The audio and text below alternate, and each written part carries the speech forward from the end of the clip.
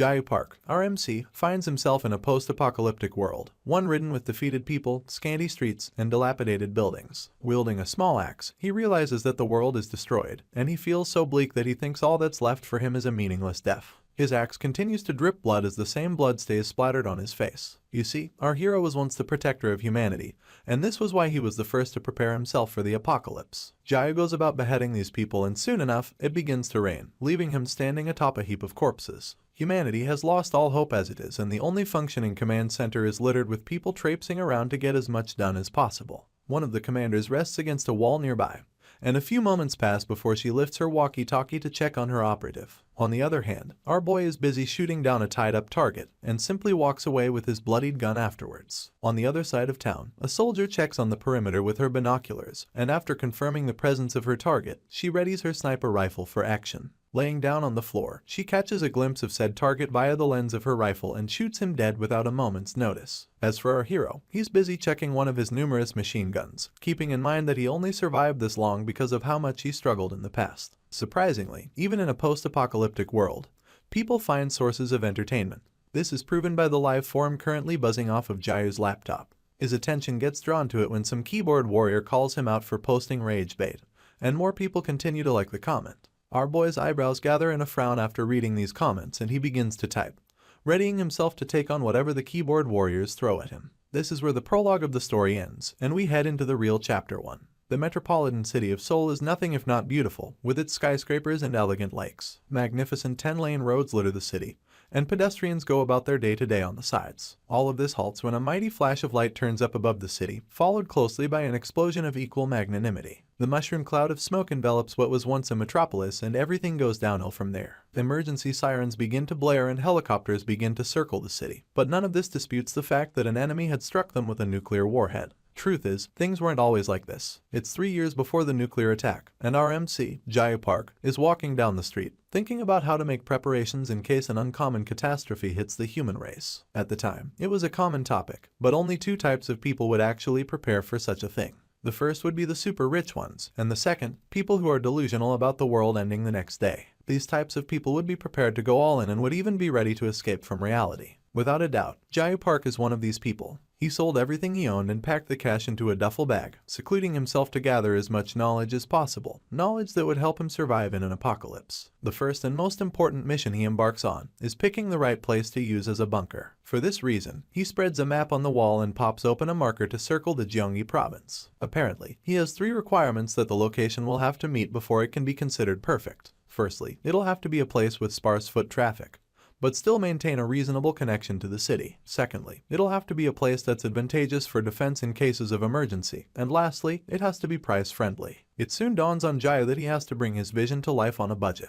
Luckily, he ended up securing a secluded spot near the Air Force in the suburbs of Seoul, but had to clear it up, seeing as it was in the forest. Anyway, as he goes about clearing it up, he comes across an old man who tells him that they should get along since they're now neighbors. Jayu has no idea what this old man is called, but is only certain that his last name is Kim. This makes him tag him as Old Man Kim. After clearing up the plot, he moves on to construction and hires a crew capable of helping him out. He announces that he already prepared all the equipment that they would need and goes a step further by offering to join them to work. As he works the excavator, he realizes that the crew members aren't too happy about him joining in. For this reason, he buys them all drinks and they share some food together. After doing this a couple of times, things begin to settle down. One day, while Jayu and the crew are busy bonding over drinks, Old Man Kim throws some sand on the head of one of them, surprising our hero while he's at it. After this, he gets to shouting at all of them, scolding them for drinking every day and causing a racket. He then asks if they have a permit for all the construction they're doing, and it takes all the respect the crew members can muster not to curse him into the ground.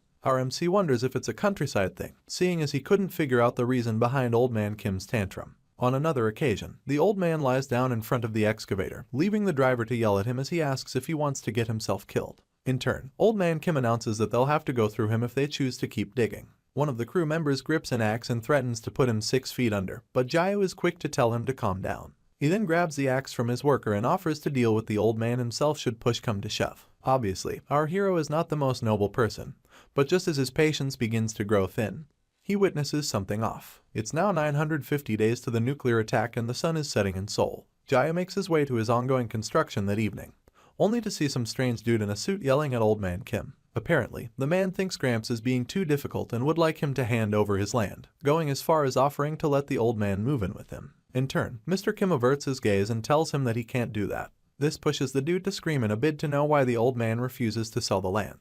He gets so annoyed that he grabs Gramps by the shirt, and this is when we discover that the dude is Mr. Kim's son. This doesn't stop him from reminding his father that he gave his sister the good land, adding that all the old man has left is his useless house and the farmland. At this point, Jayu has come closer to the situation, so he witnesses the dude throwing old man Kim to the ground and shouting that he should at least let him have the land that's left. As immoral as our hero is, this doesn't sit right with him. The dude goes on about how he put up with his dad all these years and towers over him as he requests that the old man acts like a real father. Mr. Kim stays quiet, so his son raises his hand to slap him, wanting to know if he's going to hand over the land or not. Just then, Jayu clears his throat loudly to draw attention to himself. It works. The dude catches a glimpse of our hero almost immediately and meets his glaring eyes. This makes him put down the old man and curse under his breath. As he turns to leave, he yells at his father to make sure to give him the land before he dies lest he burn down the whole place. He gets into his car and drives away, announcing that this is the last warning he'll give the old man. Afterwards, our hero checks on Mr. Kim, spending the first few minutes in a comfortable silence. The old man then asks if Jayu would be interested in a cigarette, but he stays quiet, so Mr. Kim proceeds to ask if he has any parents. In turn, our MC tells him that they both died in an accident. The silence seeks to return, but Jayu doesn't let it. Instead, he wonders aloud about why the old man doesn't just sell the land and live elsewhere, seeing as it's too big for him to maintain on his own anyway. Gramps takes a few moments to mull it over and only admits that the land he gave his daughter was a useless plot just like the one our hero is digging up. He then points out that no one would have predicted that a 10-lane road would be built right in front of it.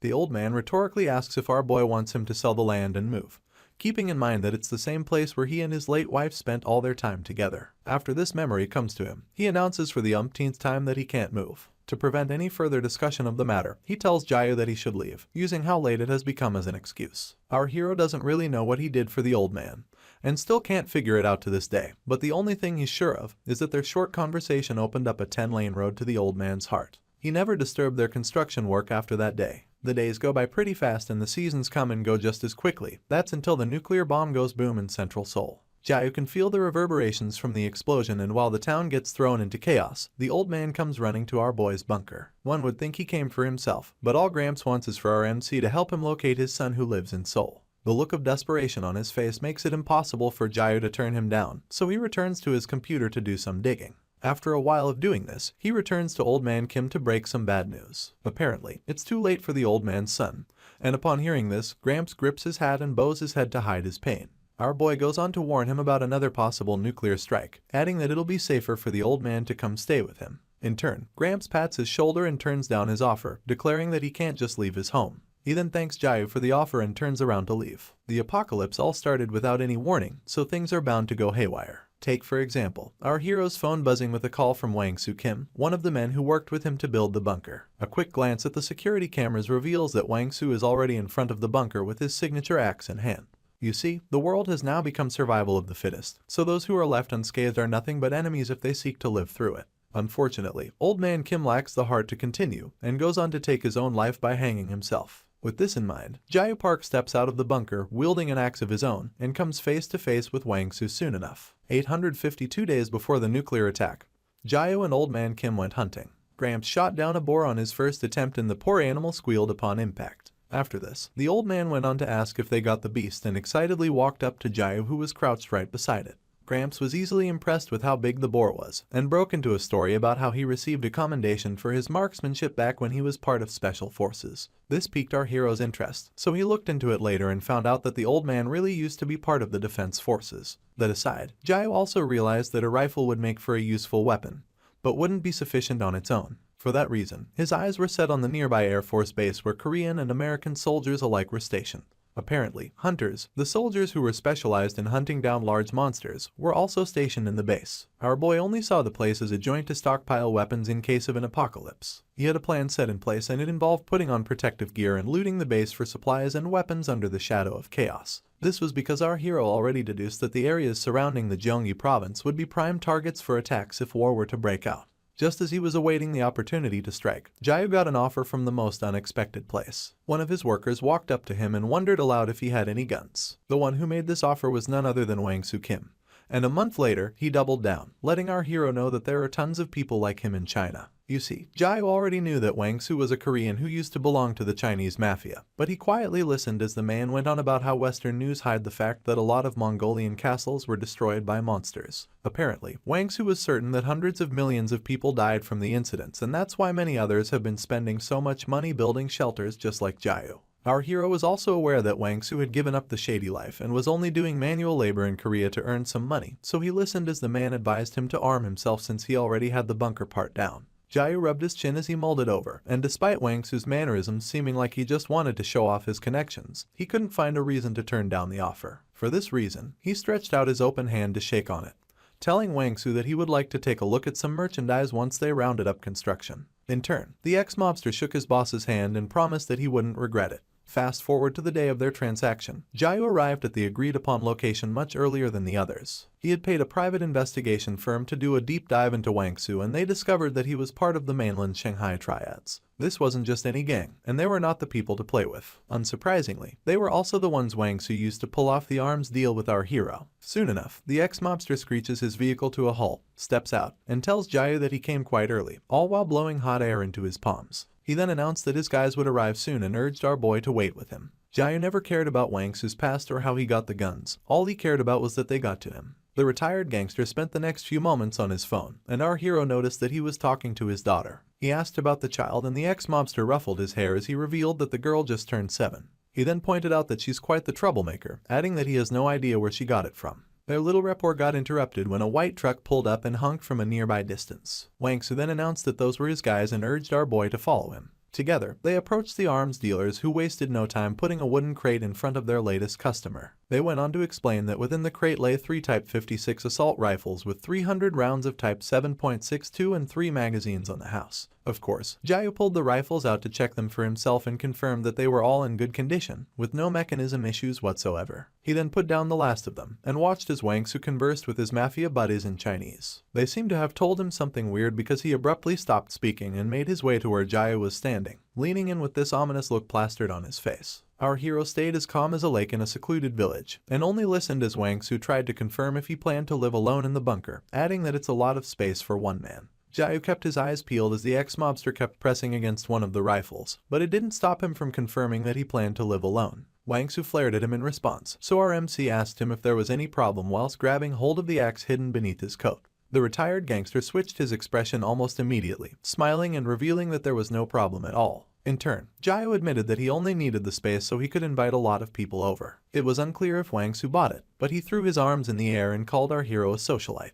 In response, Jiao told him that he was more than welcome to stay at the bunker if he needed a place to crash, seeing as he already knew the location. Wang Su turned him down without hesitation, claiming that he would be fine and announcing that all he wanted to do was to head back home to see his daughter after they were done with the job. Apparently, he had no plans to ever return after that, so he told our boy to feel free to play with the merchandise and promised to send the ammunition and magazines the moment the money cleared. Jiao watched him drive into the distance but never once sensed that he was lying when he said he would never come back. Back to the present, and it turns out that Wang Su was only a very good liar, seeing as he's now calling our hero while standing outside his bunker. Jiao just lets the phone ring and watches the ex-mobster via the security cameras, keeping in mind that the man probably needed weapons and a place to stay before he headed home. The bad part is that Wang Su already knew a place where he could get these 2 things, so it was an easy choice to make his way to our hero's bunker. After pacing around the entrance and calling Jiao multiple times, our MC finally picks up the phone. They exchange pleasantries and he goes straight to asking the mobster if he needed anything.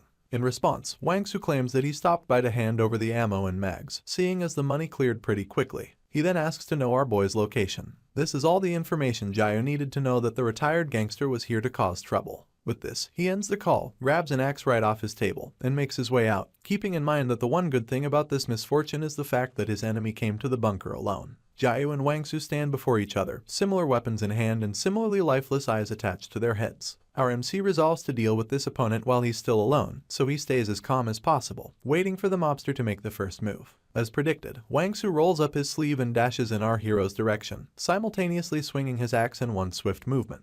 Luckily, Jiao is fast enough to dodge it, but the mobster keeps his eyes peeled on his target, who's now behind him. Unfortunately, the moment he turns to face our hero, he's met with a slash to the neck, and this results in instant bleeding. Of course, Jiao doesn't stop there, so he lifts the axe above his head and strikes his enemy once again. A defeated Wang Su begins to speak Chinese as he wonders what our boy is, coughing as he inquires if he is some sort of soldier or government agent.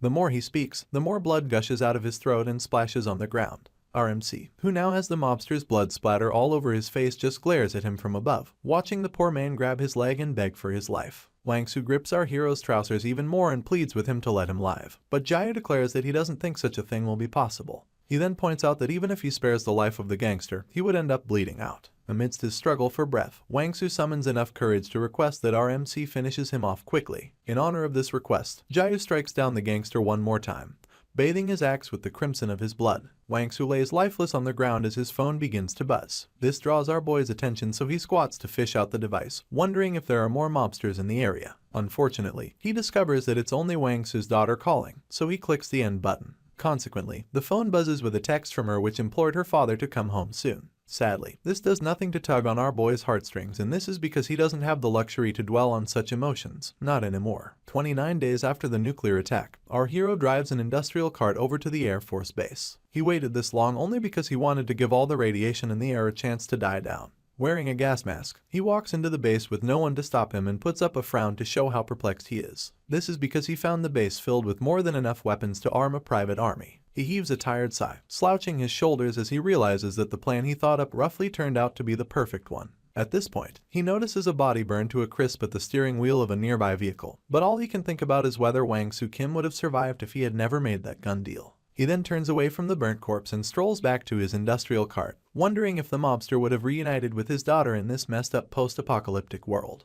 Probably not. To pass the time, Jiao Park watches some videos online.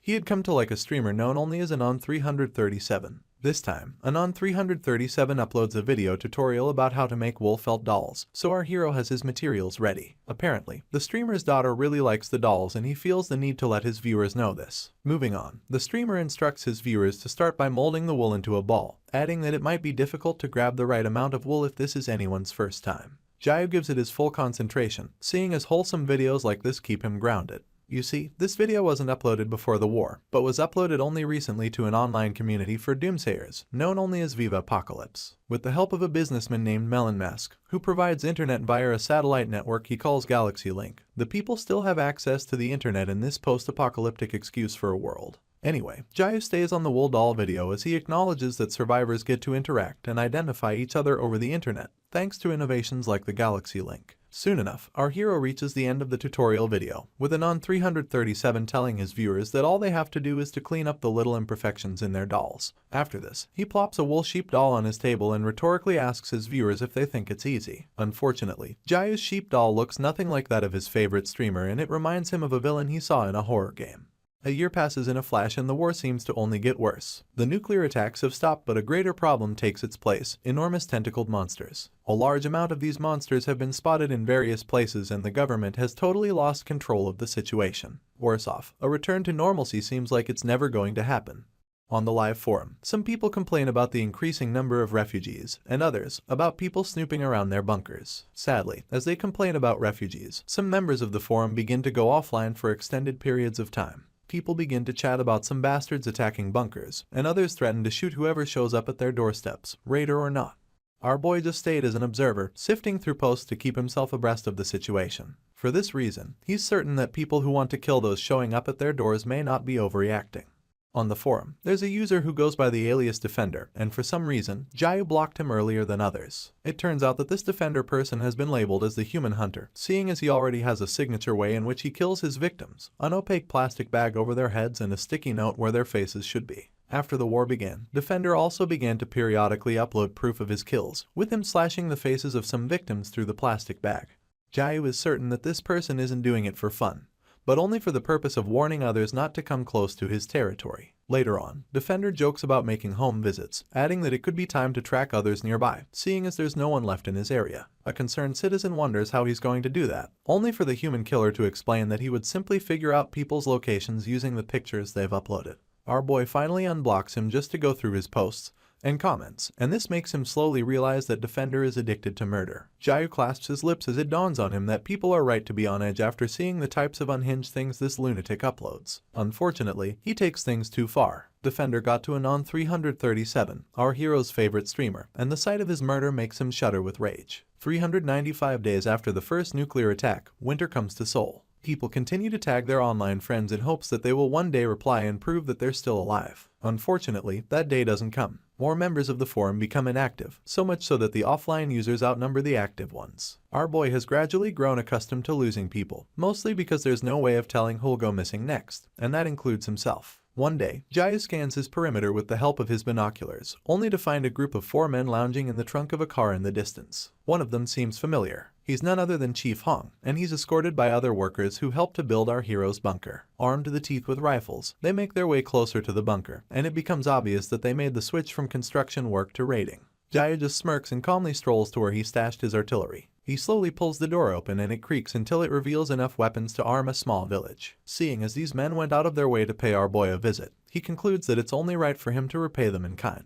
With this, he pulls out his trusty axe and resolves to wait for the raiders in the darkness. Right outside, one of the raiders wonders if they're in the right place, only for Chief Hong to assure him that he's sure. He reiterates that Jaya had claimed the place was going to be an underground concert hall, but he's certain that it's a bunker. As they come closer, one of the raiders realizes that the doors are open, so he wonders if someone was there before them. In response, the chief proposes that it could be a trap and advises his men to be careful. He then sends Min Jayu and Hyunbaeum to go check it out. The former goes with his shield and the latter wields his machine gun. Together, they continue to take decisive steps through the entrance until Min Jayu bumps into something. A closer look reveals boxes upon boxes of cigarettes, but this doesn't faze Hyunbaeum because he sees them as what they are, bait. From the door mouth, Chief Hong yells as he asks his boys if they can smell any rotting corpses in the bunker. They both sniff the air upon instruction and report back that they don't smell anything like that. After this, the chief instructs them to make sure that no one is in the bunker and makes them fan out to check every inch of it. While he's still telling Min Jayu to keep his shield up, our hero leaps out of nowhere and kicks him in the face using said shield for added force. The impact is so tough that it sends both men falling to the ground.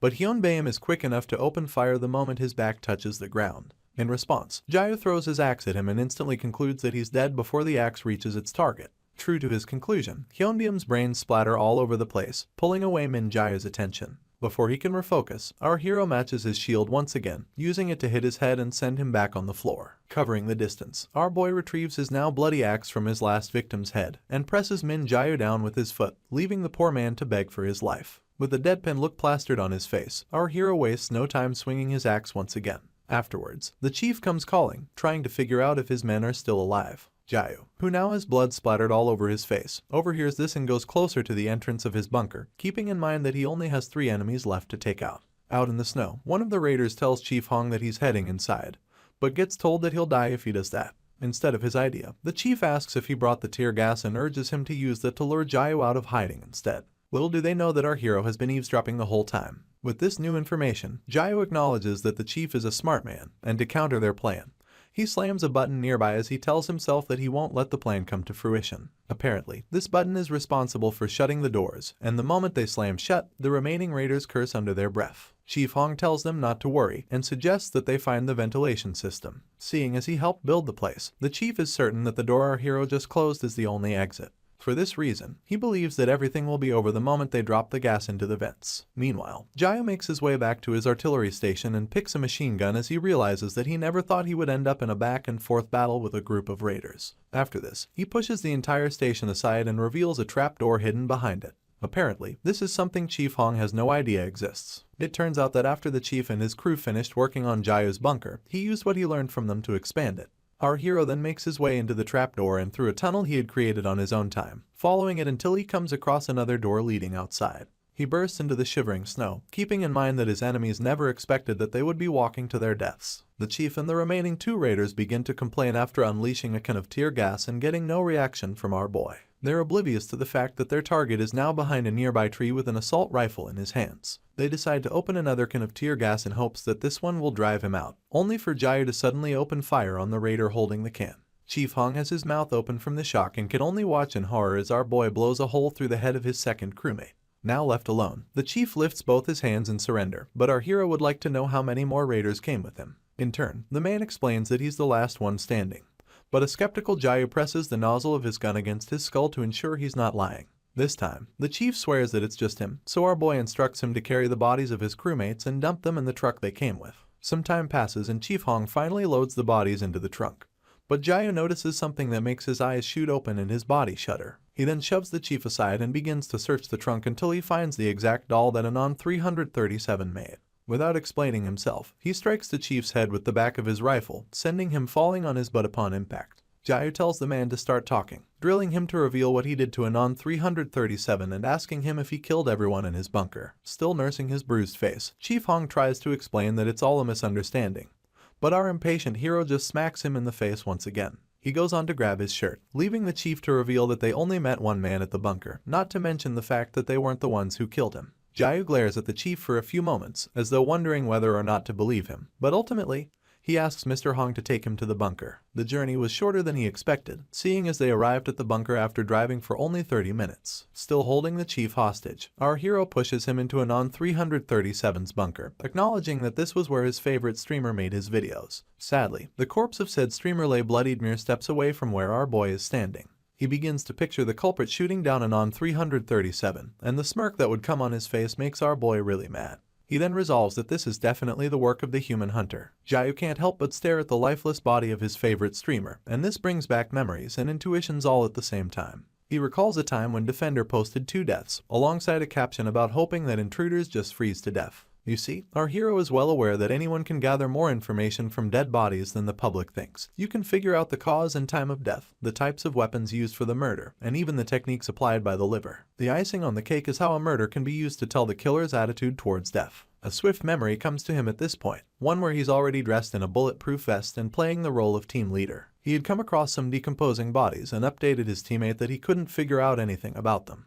Despite the situation, he told them not to worry and declared that they had more than enough evidence. Unfortunately, he did this while staring at quite the number of dead bodies. Chief Hong still has his hands up when he calls our hero back to reality, quipping that he did all that was asked of him and wanting to know if he'll be let go. This doesn't sway Jayu's mind one bit, so he cocks his gun and points it at the chief. In turn, the man asks why, reminding our hero once again that he did everything that was asked of him. Taking things further, the chief explains that he did it all for his kids and reveals that they'll all die without him. He thinks Jayu wouldn't want something like that on his conscience, but our boy stays focused on his next victim, pointing out that the man must be confused. Our hero goes on about how he never planned to let any raider live, especially since they know where he calls home. With this, he tightens a silencer on the nozzle of his rifle and makes it clear that someone else had already played the kid's card. The next sound that follows is a literal bang, seeing as our boy adds another corpse to the pile before returning to his bunker. Luckily, Seoul finally experiences a sunny day and Jayu uses the opportunity to do his laundry. He particularly likes warm days because they let him forget about fuel consumption or the worries of being cold.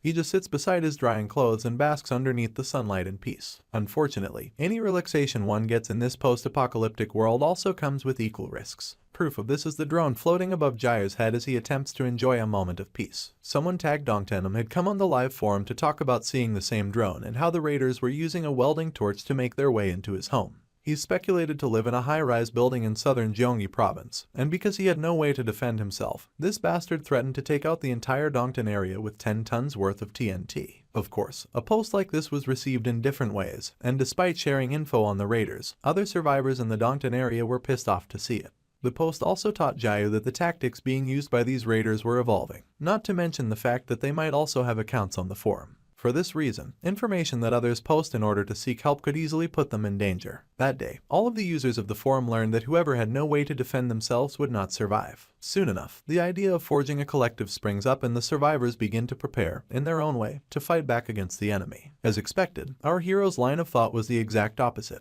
This is because he's certain that human selfishness is the root cause of all the problems, and thinks that these people will only be able to stop the raiders once or twice. Apparently, forging a group will make them more noticeable, and this will cause their downfall should they encounter an even larger group. Jayu believes that armed conflict should be the last resort, and that staying concealed should be the priority. This is why the area he picked is perfect. It's a desolate piece of land that raiders and wanderers have no reason to be around, and it just so happened to be plagued with mutated wild dogs. Worse off, the nearest downtown area is rumored to be teeming with radioactive zombies, but there's also a rumor about a certain survivor taking them out using her sniper rifle. In all of this, there's one thing our hero puts above all else, and that's the fact that no enemy force lasts forever. Some raiders are stationed near Jayu's area, and it turns out that some fat dude on the crew is the one in charge of the drone. He curses under his breath as he sees our boy just lounging around, and wonders if there's really somewhere to hide in a place like this. Still in doubt, he brings his head out of his window and yells at his crewmate in a bid to confirm if he's sure about the area, only to be yelled at in return.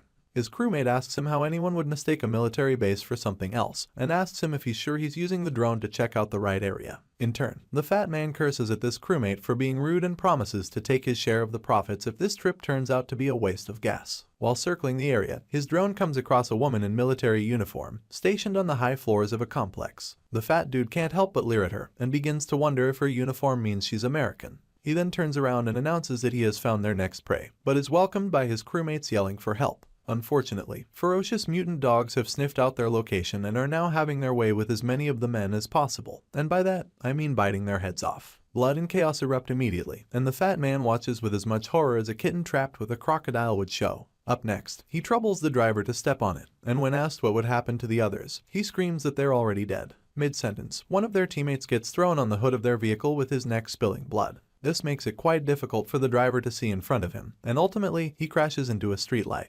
The fat man dies the moment they make impact, leaving the driver as the last survivor. In turn, he tries to pry the car door open, but it's practically pointless, seeing as a mutant dog had caught up to them already. With its glowing red eyes, it lets out a low growl and dives towards the driver's head. And then there were none. It's now 458 days post-nuclear attack and a week since the mutant dogs had their feast. An aerial picture of the Raiders' truck turns up on the forum with captions about how they must have been dog food by now. The news was posted around the same time that the outrage caused by Dongtanum's post was just beginning to die down. Staring at his screen, our hero realizes that the base of these mutant dogs is pretty close to his location, but is easily distracted when Dongtanum, who everyone thought was dead, posted again after weeks. Everyone was beginning to hate him, only for him to come out of hiding to post another attention-seeking ensemble. Apparently, he would like everyone to believe that he's not joking around this time, and reveals that he's actually in Guangzhou, not Dongtan. He goes on to beg anyone in the area to come to his aid, and threatens to blow up the place just like he threatened the first time.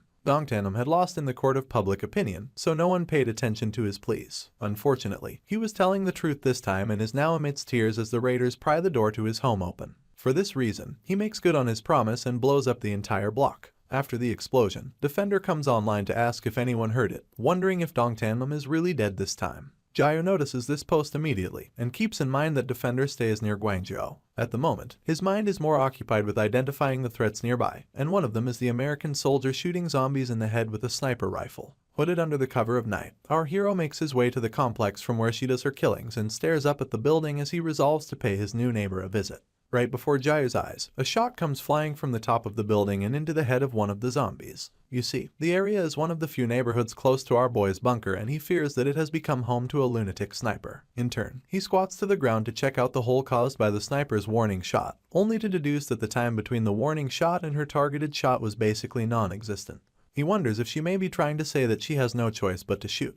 But all our boy can see is the ways in which this feature is problematic, even more problematic than that of Defender. Jiao is visiting this estranged neighbor for one reason only: her identity and her hair, uniform, and weapon have already let him know that she's an American soldier. You see, the United States intercepted most of the nukes that were headed their way when the war started. This was to show the world that they're the strongest. In truth, the states had their own enemies to deal with, so they ended up recalling all of their troops that were overseas and had them on flights home to help fight the monsters. These beasts seem to be coming through what's called the fissure. Still staring at the complex, our hero imagines how much of a problem it would be if this female soldier were to try to reclaim the Air Force base and start searching the area. Jiao would very much like to avoid fighting a trained soldier, but imagines he would have no choice if she invaded his territory. While said soldier goes about her day to day, our boy promises not to let anyone threaten his home.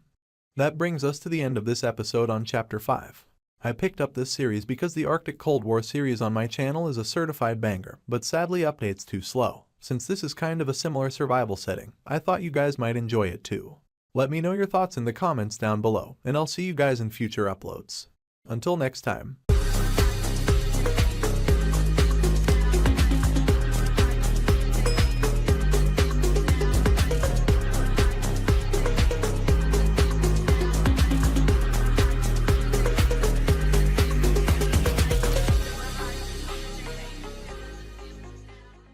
It is now 481 days since the nuclear war began. Jiao Park is still busy doing recon on his new neighbor by spying on her with his binoculars. He had studied her for some time, and like clockwork, she stopped shooting zombies at the same time every night. That time is now, so our hero concludes that it must be when she goes to sleep. Considering that it must be the best time for him to approach the building, he finds that the entrance is barricaded. The only other way that he finds effective in such a situation involves infiltrating the middle floor from the building next to it. With this in mind, Jayu jumps from the neighboring building and barely grabs onto the edge of the middle floor. He heaves a sigh of relief because it is obvious to the blind that he made the jump by sheer luck. Our hero then pulls himself up and immediately gets his gun ready. He scans the perimeter in swift motions, and after confirming that there's no one else around, he takes quiet steps forward. Of course, his inbred paranoia doesn't let him drop his guard, so his eyes dart every which way with every step he takes. He makes his way up the stairs ever so quietly, pointing his rifle left and right until he comes upon a closed door. Concluding that it must be where she is based, Jayu slowly pushes it open and sees a bunch of cardboard laid out on the ground, with someone napping in a sleeping bag. It is just as he predicted, but he remains cautious as he draws closer to where his opponent is sleeping. Unfortunately, it was all a ruse, seeing his said opponent appears right behind him, telling him to drop his weapon. Apparently, she had lodged a pillow into the sleeping bag to deceive him, and now our hero gently lifts one arm to show that he's not going to make any sudden moves. He glances at his opponent via the side of his eye, keeping in mind that she must be the lady he saw on the drone. The soldier notices that Jayu is still gripping his rifle with his right hand, so she makes it clear that she isn't bluffing and reiterates that he should drop his weapon. Upon further analysis, our boy discovers that she is holding a long barrel gun just from the distance of her voice. This makes him cancel out the possibility of a handgun. He calmly puts his rifle down, knowing full well that his opponent is careless enough to talk to the enemy without properly subduing them. In one quick motion, he turns around and diverts the nozzle of her gun in a different direction, making it so that every time she fires a bullet, it can't hit him. The soldier grits her teeth as the struggle continues, but the more she tries to shoot Jayu, the more he diverts the gun. All the bullets end up sinking into the sleeping bag in the distance, creating the window our boy needs to kick the hell out of his opponent's leg. She instantly cries out as the resulting crack in her leg is audible enough to anyone in the area. The soldier falls to the ground after taking this hit and continues to groan from the pain. She then attempts to crawl her way to her weapon, but Jayu stomps on her back with enough force to make her cough up some saliva and keep her stagnant. He wastes no time pointing the gun, keeping his foot on her back as he apologizes for what's coming next. Our hero had planned to just come by, confirm the number of people in the complex, and leave, but he came across the soldier's weapon storage while he was ransacking the place. He thinks it'll be a huge problem if raiders get their hands on it, so he tells the lady that she should have laid low if she really had plans to survive. He then blames her for what he is going to do next and outstretches the gun to shoot. In that moment, the soldier yells at somebody to close their eyes, thus alerting our hero of another enemy. He quickly points his handgun in the direction of the noise, and as the soldier keeps yelling for the person to stay back, a young girl in pink sneakers and a bulletproof vest comes out from behind a nearby pillar. This wasn't what our boy was expecting, and he gets more thrown off when the youngster calls the soldier her mom.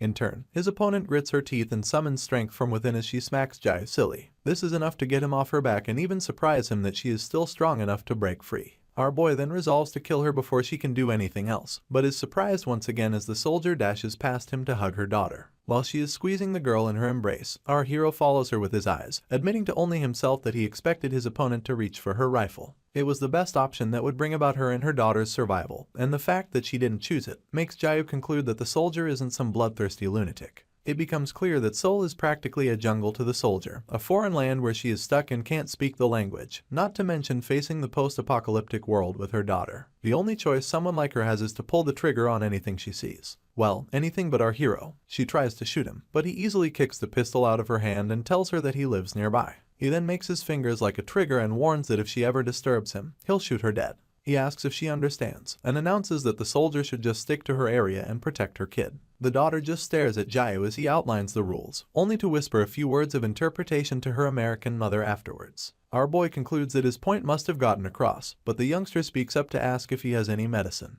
He wonders why she would need it, but gets shut up when the soldier lifts her trousers to reveal a bloodied leg. Our hero admits to himself that the wound looks really deep and that it explains why her movements have been slow this whole time. In turn, he throws her some drugs and announces that they're antibiotics and anti-inflammatory. He then tells her that they're even, seeing as he messed up by invading her space. Upon inspecting the drugs, the soldier, who can't speak the local dialect properly, phrases her discontent in the few words she can remember. She then proclaims once again that she is looking for drugs, and with a wary expression plastered on her face, she asks if our boy has any. It turns out that this soldier was seeking drugs that would serve as an escape, and this eats away at our boy's heart. He understands wanting to lean on false comforts but didn't expect it from her. For this reason, he makes it clear that the drugs she is searching for are not some kind of magical cure for whatever is ailing her, adding that everyone would use them if it was. Jayu then points at the daughter, only to confirm that she speaks Korean, and from that day forward, he would meet up with his new neighbors and hand over some powdered milk and painkillers. As the days pass, our hero hears more gunshots. It gets to a point where he concludes that they're both one-sided and much too frequent.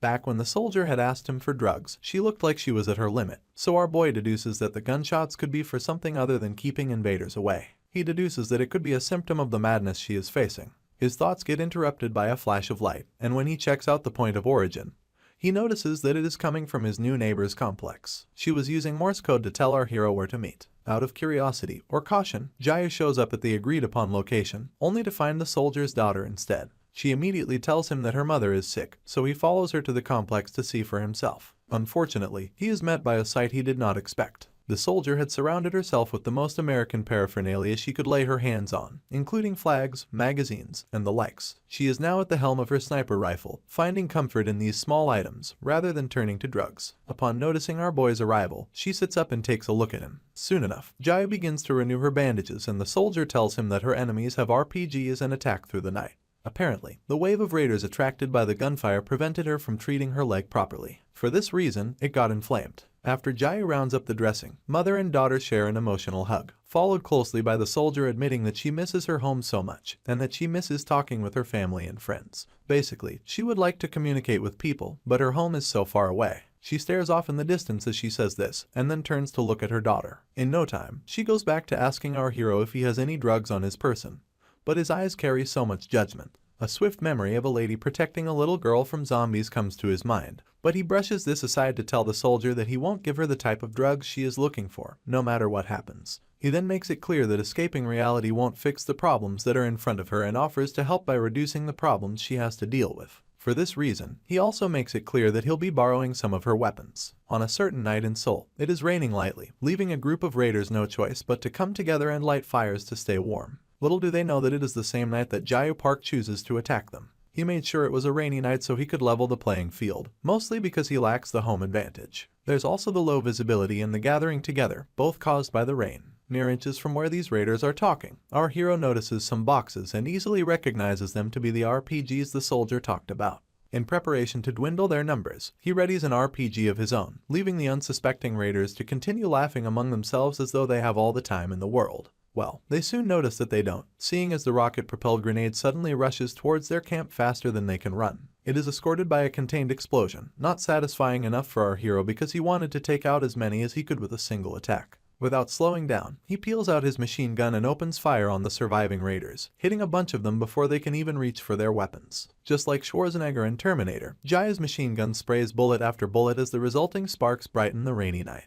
Despite the efforts of the enemy to escape, our hero switches his position just enough to gun them down, and keeps shooting them until a bullet grazes his cloak. He then overhears someone who sounds like their leader directing the remaining raiders towards his direction, and soon enough, they rain bullets at him. Our boy quickly escapes under the cover of night, leaving the leader dumbfounded as he wonders where his target went. He curses aloud and asks his subordinates about the number of enemies that came after them, only to be told that they can't be that many. In addition, a fellow raider sends a subordinate to fetch the guys in Gapyeong, adding that they need to deal with the enemy before the break of dawn. Unfortunately, before said subordinate can even take a step, his boss gets shot between the eyes. He turns around to check on him, only to witness another of his mates getting shot in the face too. After this, Jaya finally decides to come out of the darkness, quipping that he understands how light can produce a feeling of safety in these situations. He then tells the last surviving raider that he is making himself an easy target and walks up to him wielding his trusty axe. As his target falls on his butt, our hero explains that he has been freezing from standing under the rain for so long, and adds that they should get things over with. The raider can only stare in fright, seeing as a very dangerous man is now running towards him with an axe. For some reason, our boy just wants to get home as quickly as he can.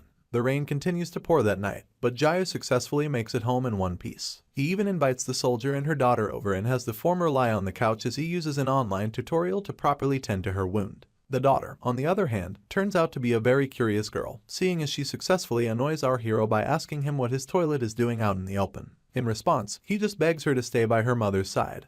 But she doesn't listen. Jaya rounds up the treatment soon enough, only to notice that the young girl is going through his cabinets like she lost something in them. As much as this annoys him, he remains quiet on the matter and turns his attention to the soldier, telling her that she should be fine now that he has followed the instructions in the video. As she puts on her trousers, our boy can see the weariness on her face and it becomes obvious that he can only treat her wounds on the outside, not the ones in her heart. Just then, his eyes dart to his laptop and he has an epiphany, making him think that there's a drug that can fix the heart of the sniper after all. He calls her attention to his laptop after this and shows her Viva Apocalypse, the forum which he has been chatting on, but instead of the Korean side of it, he hooks her up with the English. In truth, the English site is the main site and has many more users than the Korean version. In turn, the sniper confirms if it is connected to the US and swallows her saliva as our hero confirms it. He then tells her to try leaving a comment, so she gets to typing under our boy's handle, Skelton. She just says hey and signs it with a smiling emoticon. Soon enough, people reply to her, wondering why she is smiling, and the responses bring a little life back into the soldier. Time passes and the second Christmas after the apocalypse arrives. Our hero is busy sipping a cup of coffee as he plays a Christmas game put together by a former game developer. Apparently, it allows all the users to decorate each other's trees online and has been a huge hit with the virtual community. Of course, Jai's tree is empty, mostly because he is not that popular, but the trees of other popular users are filled with a lot of comments. Even Defender comments that he'll kill any criminal he catches, and Jai chuckles because almost every comment on Defender's tree is about murder. Amidst this cute moment, a walkie-talkie beside him crackles to life, with the soldier's daughter asking if our hero can hear her. He calls her Sue and asks for her mother's location,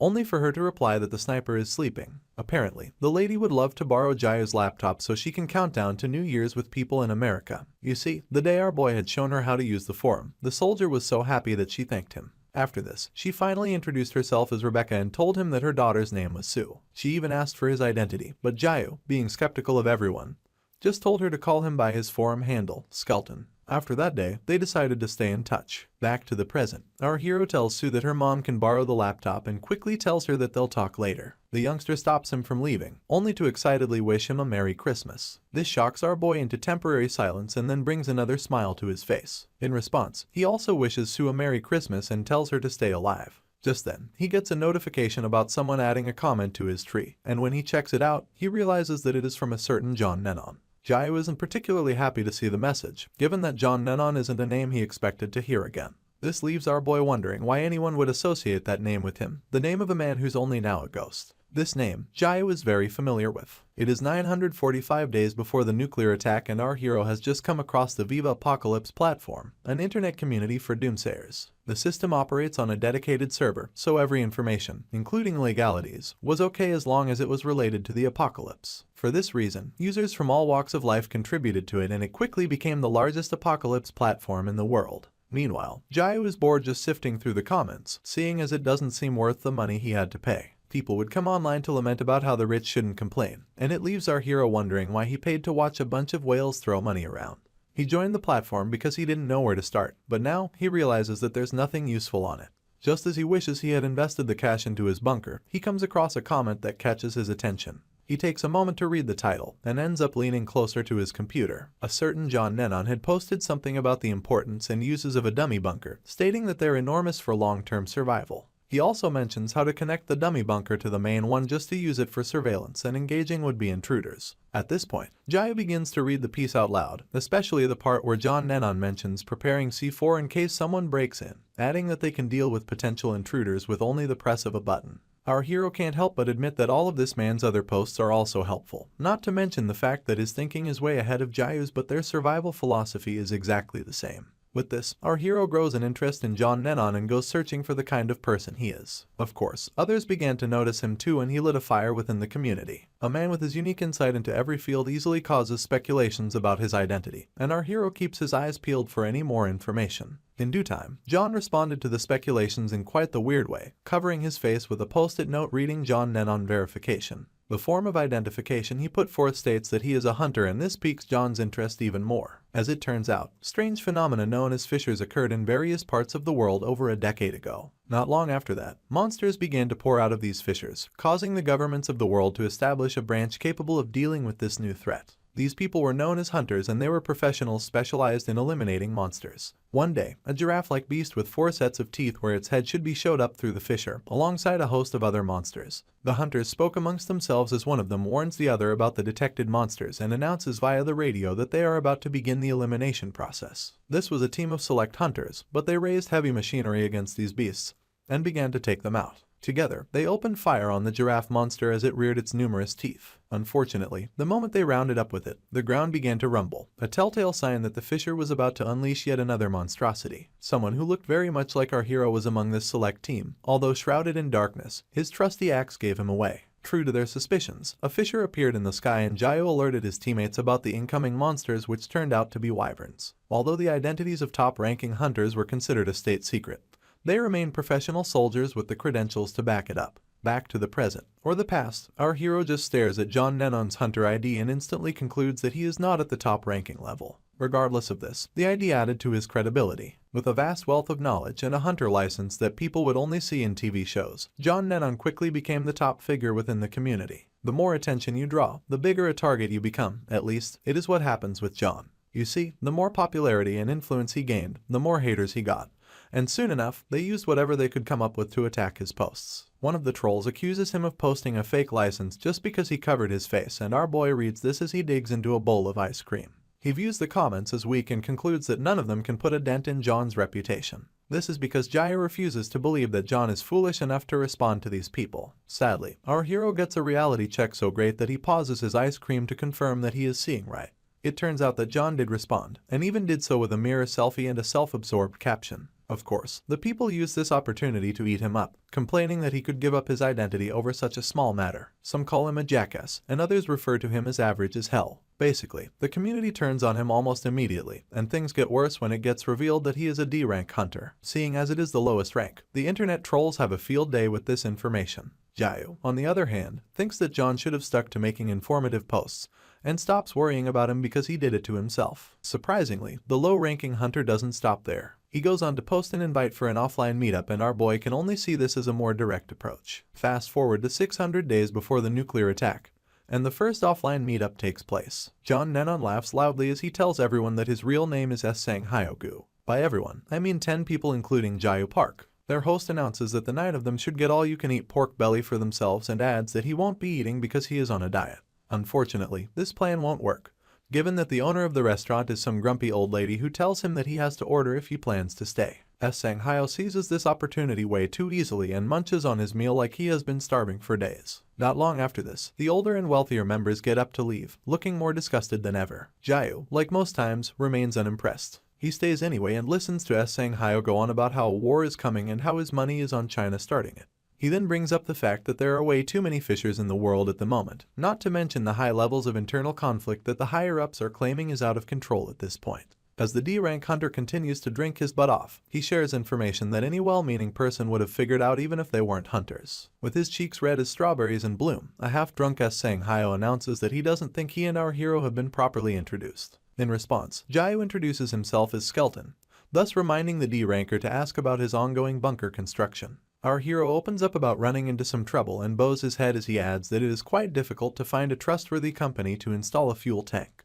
Sang Hyo immediately agrees with him, complaining that he can't even think of a good one off the top of his head. Our boy doesn't expect him to, mostly because he sees the hunter as someone who lacks such skills or connections. He is barely done with this train of thought when Sang Hyo asks him if he needs the situation looked into, and he is practically stumped by the question. The hunter then makes it clear that he can probably find someone for Jiao if he makes a few calls and adds a saying about being connected to the world if you have as many as 6 friends. Making good on his claim, Sang Hyo begins to make calls on the spot, asking the first person to pick up if they know anyone that handles fuel tanks. Our hero simply watches in awe as this drunk hunter works his magic. In little to no time, Jiao acquires the fuel tank of his dreams, and thanks to the hunter, he is able to upgrade the bunker to the next level. Despite his terrible first impression, Sang Hyo turned out to be pretty useful, especially when it concerned gathering people. Moving up to 401 days before the nuclear attack, another of the hunter's offline meetups is taking place. This time, it comprises 80 people in comparison to the initial 10. Sadly, the more the meeting grows in size, the more useless the conversations become, at least it is what Jiao thinks. He just finished resolving not to come to the next one when Sang Hyo drops by his table and calls him by his Viva Apocalypse username, squatting as he quips that he wants to talk to him for a minute. Our boy follows him outside the restaurant, asking himself what the hunter could possibly want. It is at this point that said hunter lowers his voice to the extent that it becomes a whisper and quips that he has been meaning to ask if Jiao Park is a hunter. In turn, our hero just glances in his direction, his face remaining as emotionless as possible. Our MC tries to confirm if Sang Hyo meant to ask him such a question, only for the hunter to claim that he feels like he has seen Jiao somewhere before. Seeing as our boy stays silent, Sang Hyo presses him, pointing out that he must be right about his assumptions. In turn, our hero mulls it over for a short moment, putting into consideration the fact that he could probably talk his way out of the situation, and just when he opens up about actually being a hunter, Sang Hyo is nowhere to be found. A quick glance around and he finds some other doomsayers dragging away the hunter and bombarding him with news of a reporter coming around to interview him. When Sang-hyo tells him to wait, the doomsayers ask if he was talking to Jayu, adding that he should head on inside if the topic of discussion isn't important. The hunter tries to stall for time, but this doomsayer asks him if our hero is someone important and points towards the totally hot reporter as he wonders if our boy is more important than she is. Of course, one look at her and Sang-hyo gets smitten into silence, leaving our hero to watch him change his mind and claim that they weren't discussing anything important. In turn, he quips that our boy just reminded him of someone he knows and the other doomsayer wonders if he is just a friend or another hunter. Unfortunately, he gets swept up by the attention, so Jayu glares at him and makes his way out of there. That was the last time he ever saw John Lennon in real life, and after that, he became even more popular. He was introduced as a representative of Viva Apocalypse on many shows, and even as a doomsday expert. He gave lectures and ended up using the fame he gained as a doomsday salesman to catch the waves at the right time. With this, he opened a consulting firm for doomsday preparations and met with people from various walks of life who make good use of his services. Things seem to find their balance, with Viva Apocalypse being the main source of Sang-hyo's success. He notices that the people on the forum practically treat him like a god, so he firmly believes that they'll follow him completely. It is too bad that this same faith will eventually lead to his downfall. It is as though fate was waiting for him to drop his phone before a subordinate of his sends a message about someone posting a negative accusation on the forum. The person curses John Lennon and accuses him of being a scammer who plagiarized off the Euro board. Once again, our boy is busy digging into some ice cream when the war against Sang-hyo begins. Only this time, the armchair detectives and cyber investigation squad had done their homework, thus bursting John Lennon's bubble in an instant. Comments begin to pour in, blaming his scamming as the reason he had nothing to show but his hunter license and calling him out for being in debt and having terrible credit as the icing on the terrible cake that is his life. Sang-hyo, who has been watching the comments pouring in, slams his table like it offended him, and soon enough, his sudden success comes to an end. To make things worse, he also becomes a target of a witch hunt due to the anonymous nature of the message board. Rather than fighting the allegations, a pissed-off Sang-hyo posts something that would become legendary within the Viva Apocalypse community, a short but rage-filled reply comprising only 2 words, "Your mom." After posting this, the D-rank hunter heaves a sigh of relief, despite his tragic end being very obvious. Viva Apocalypse's very own John Lennon gets cancelled that very day. Back to the present, our boy sips on his coffee some more and stares at his virtual Christmas tree as a message from Sang-hyo dangles on it. Since the incident, all the accusations against the hunter have long evaporated due to the chaos of the nuclear attacks. The only thing Jayu is now curious about is the reason why someone would connect this man's name to him, and who that someone could be. He wonders if it is just a coincidence, or if John Lennon himself has decided to pop up once again. With this in mind, he leans closer to his laptop and types a message to someone using the handle Fox Games, asking the person if he knows who left the message on his tree. Our boy's eyebrows can't help but furrow as Fox Games replies in the vaguest way possible, asking him if he is curious. Apparently, Fox Games is the one who created the Christmas tree game, and our hero just sits in front of his laptop thinking of a way to reply to him. He just lounges around until another text comes in, and it happens to be Fox Games claiming that he found the sender. He asks if our hero recognizes the name 180 centimeters, and Jayu immediately types back that he has never heard of such a person. He didn't know it at the time, but this simple moment of curiosity would lead to an unexpected meeting. Later on, our boy tunes his radio until it picks up a frequency with an announcement from the National Committee for Overcoming the Crisis. Apparently, their members have re-established the National Emergency Management Agency in preparation for the upcoming election. But before the outgoing message can be completed, Jayu switches off the radio. You see, even in a destroyed world, he believes that the existence of a nation is important, and despite the countless lives lost in countless destroyed cities, the establishment in Korea is very much alive. Our boy begins to pack a few things, starting with 3 days worth of rations, and then his trusty axe for self-defense. As for clothes, he just decides to wear what he has always worn. Even with the Korean establishment in place, Jayu keeps in mind that there isn't much hope and that it is only a matter of time until complete destruction. This doesn't stop him from taking advantage of the state while it is still active, seeing as it was one of the reasons why he set up near a city in the first place. Our hero only decided to leave his bunker because the nearby issues had been dealt with. He feels like it is time he pays a visit to the ruins of Seoul, given that it has been over 1.5 years since the apocalypse began. Jayu Park sets out on a bicycle, navigating his way through countless rubble. Not much happens on his way to Seoul, but he feels complicated and conflicting emotions as he sees it in ruins, a sense of nostalgia for what it once was. As he crosses the welcome sign to Songpukgu, a feeling of melancholy sets in as well, mixed in with a sense of relief and vindication for surviving as long as he has. Coming across people cuddling on the open streets, Jayu gets off his bike to take a proper look around. He then notices some uniformed men with gallons of gasoline standing in front of a heap of human corpses. Before his very eyes, they set these lifeless bodies ablaze, and all he can do is watch helplessly. Skyscrapers suffered the brunt of these nuclear attacks, so the one housing the National Committee for Overcoming the Crisis wasn't met out. Our hero arrives outside the building soon enough and meets up with the lady at the supposed front desk. She unexcitedly tells him to file a general complaint or reports of crime at the other window, only for Jayu to tell her that he has come to see director Sheng-Hoon Lee. She still doesn't seem moved, so our boy taps his special hunter license and quips that he understands the director is in charge of disaster rescue. In turn, he politely asks that she tell him that it is Jayu Park from his military academy days, and then flashes a smile. The National Committee for Overcoming the Crisis, NCOC for short, has been dedicated to the management and restoration of the country. This committee has members of the Korean military and administration, as well as former graduates of the Hunter Military Academy as its core. Sang-Hoon Lee was a former hunter and is now the director of NCOC, so the mention of his name grabs the attention of the lady at the front desk. She tells our hero to give her a minute, but his mind is more preoccupied with thoughts of whether or not a certain person would want to see him. He swipes the thought aside as he tells himself that what's important is that he has connections to a director-level person. He is still planning to sneak off while the clerk is away when a stranger approaches him and asks for a word. With both hands in his pockets, our hero wonders what this bespectacled soldier wants to talk to him about. In turn, the soldier mentions the situation on the front lines, adding that he is certain our boy knows what it is like. He then reiterates that they need every able-bodied person available with the growing intensity of the battles. Before the soldier can round up his request, Jayu Park heaves a tired sigh, turning him down and announcing that he is retired. This is because our hero does have a rough idea of what the front line is like. Based on the nature of the ongoing war, quality is more important than quantity, so rather than picking any Tom,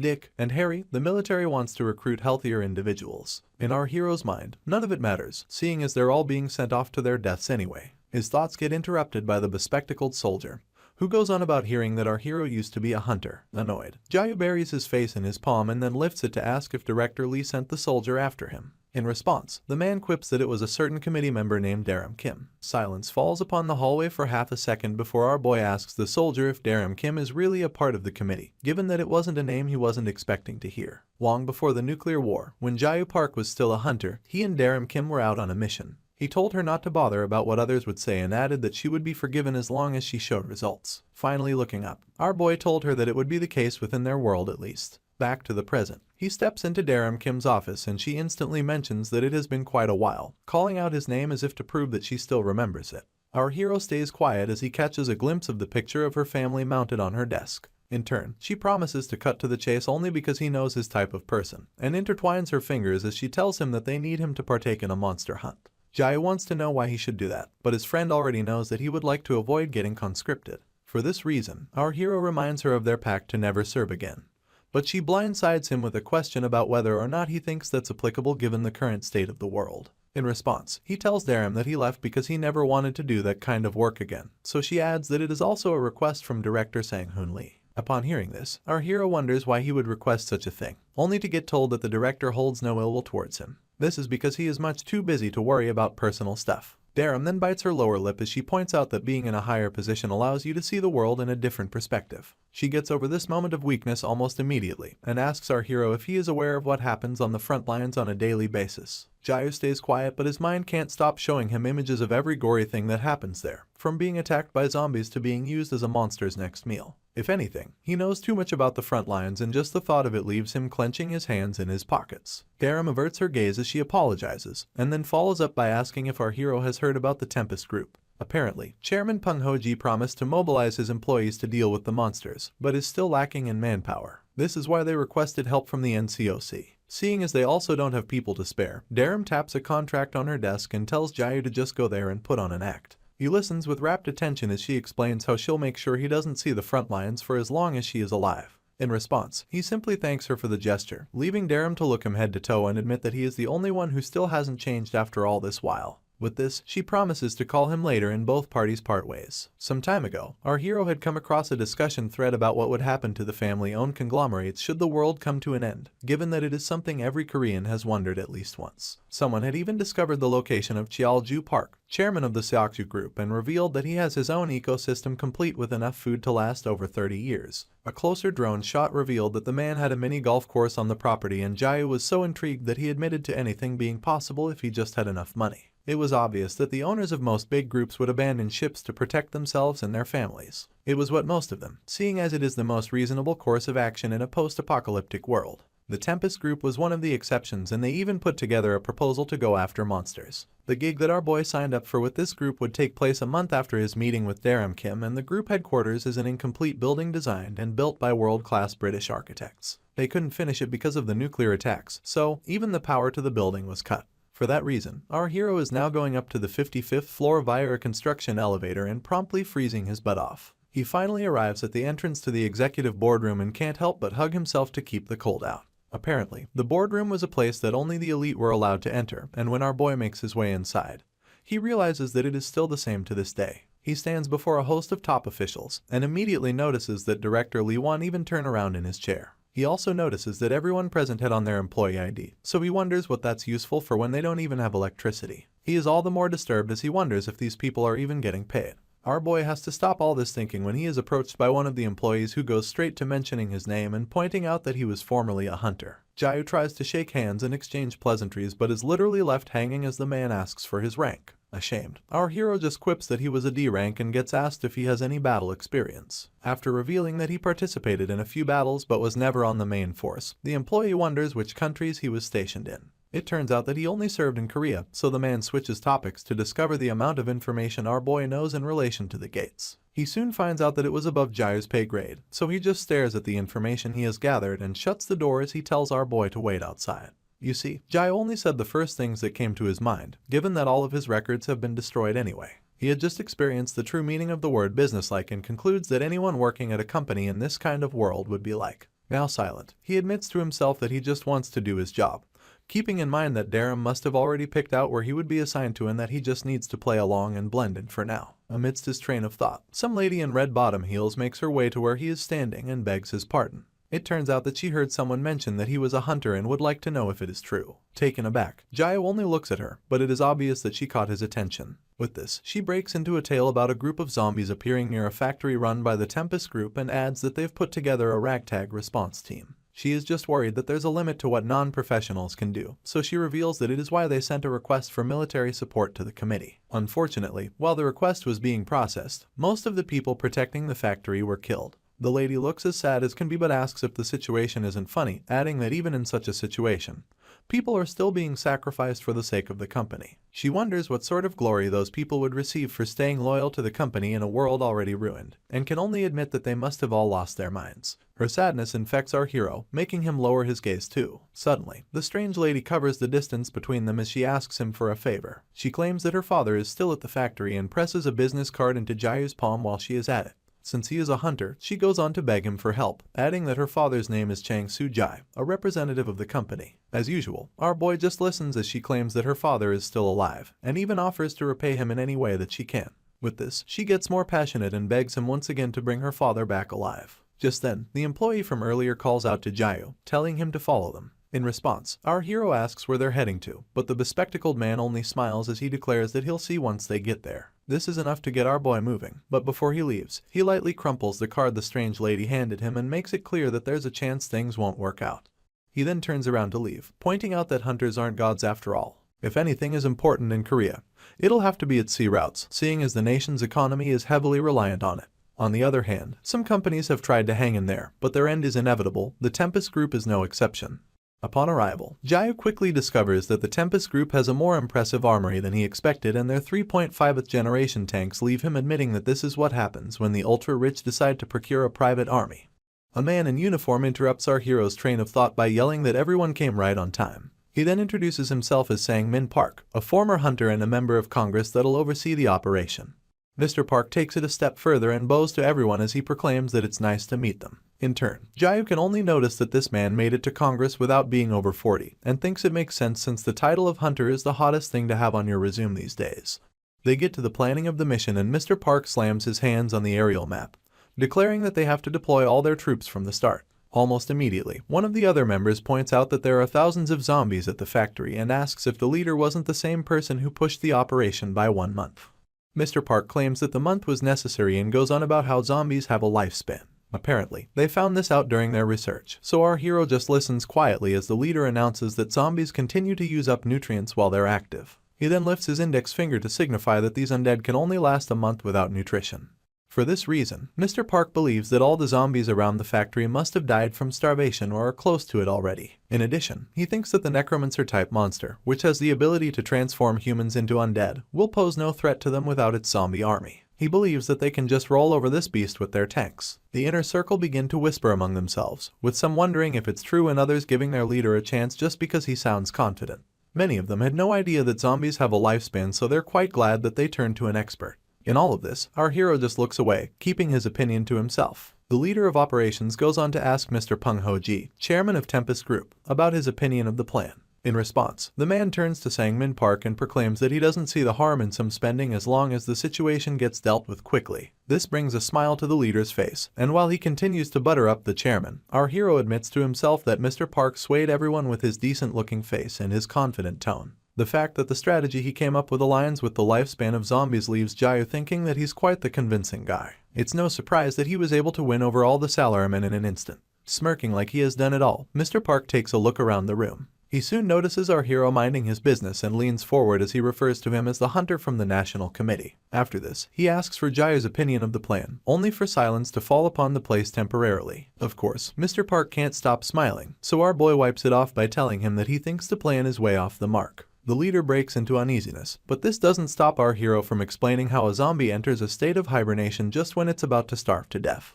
Judging by this logic, it'll be able to lower its body metabolism greatly. Jayu admits that zombies will definitely die if they don't get the nutrients they need, but also points out that there has been a steady supply of fresh human meat to the factory. This is why our boy believes the plan is whack and urges them to come up with another one. You see, he doesn't care if the leader's plan fails and everyone ends up dead, but he would rather not be blamed for it down the line. Just so he could continue his tranquil and responsibility-free life, he decides to draw the line in the sand. He announces that deploying tanks is a bad idea given that zombies are sensitive to sound and smell. He believes this would only draw their attention to the arrival of their next dinner. To make matters worse, Jayu also announces that he doesn't agree with the team leader's decision to send in all their troops at once and then shakes his head in disappointment. Unfortunately, he gets cut off by a seething Mr. Park before he can finish saying the next thing he has a problem with. With his veins popping out, the team leader yells at our hero, calling him an armchair general and telling him that real-life battles are different from what he has seen online. Jayu wastes no time clapping back by telling Mr. Park that 90% of a battle is in the planning. He then asks how the man hopes to win with such a horrible plan and gets screamed at for his troubles. Mr. Park gets so mad that people have to hold him back. But this doesn't stop him from pointing at our boy and asking if he's looking down on a member of Congress. As he continues to hurl insults at Jayu, our jerk of a hero gains solace in the fact that he doesn't need the approval of someone who just runs his mouth. Luckily, he has already managed to convince the one person that matters, Chang Soo-jae. He and our boy had come across each other in the hallway and he told the man about his daughter's request to bring him back alive. For this reason, Jayu told him to run when he gave the signal. Sadly, team leader Sang-min Park remained stubborn and went through with his plan to deploy tankers alongside all of their fighting forces. When the time comes, the tank soldiers are left lamenting that there are too many zombies, seeing as the ones from the factory next door also came to wreak havoc. In no time, the first tank gets overrun, leaving the soldiers with firepower to do the rest. Unfortunately, even those soldiers complain about their machine guns not being enough to deal with the zombies, so Mr. Park yells at them to make use of the flamethrowers and every other weapon at their disposal. To make things worse, the soldiers fear for their lives as something appears before them, but the team leader can only yell at them not to die before giving him a status report. He no longer needs it, seeing as the aforementioned threat is visible from where he's standing. A necromancer-type monster has come out to play and an ominous air floats around it. Despite Mr. Park's conclusion that necromancer types shouldn't pose any threats, this monster opens all 6 of its arms to oppose the notion. Our hero instantly warns Chang Soo-jae, telling him that he has just seen the signal to run. While the monster floats in the air, our hero and his pet project manage to escape. Later on, he comes face to face with Daram Kim, who thanks him for his cooperation, stating that she hopes it'll be enough to quash Director Lee's stubbornness. After this, she announces that the chairman of Tempest Group has asked to meet with Jayu and wonders if he knows what it's about. As usual, he stays silent. Contrary to what he would normally do, our hero decides to honor the invitation. Until date, he has no idea what compelled him to do so. It was obvious that the chairman just needed a replacement for Mr. Park, so Jayu really didn't have to go, but his curiosity gets the better of him. As he pushes the door to the meeting's location, he acknowledges that the end of a dynasty is not something he'll get to see every day. Right on cue, Mr. Peng Ho-ji intertwines his fingers on the table and thanks our boy for coming. He gets served some well-done steak, and while he digs in, the chairman reveals that he looked into Jayu's career and found that he's very accomplished. In return, our hero claims that he's now a has-been, only for the chairman to quip that they're not so different.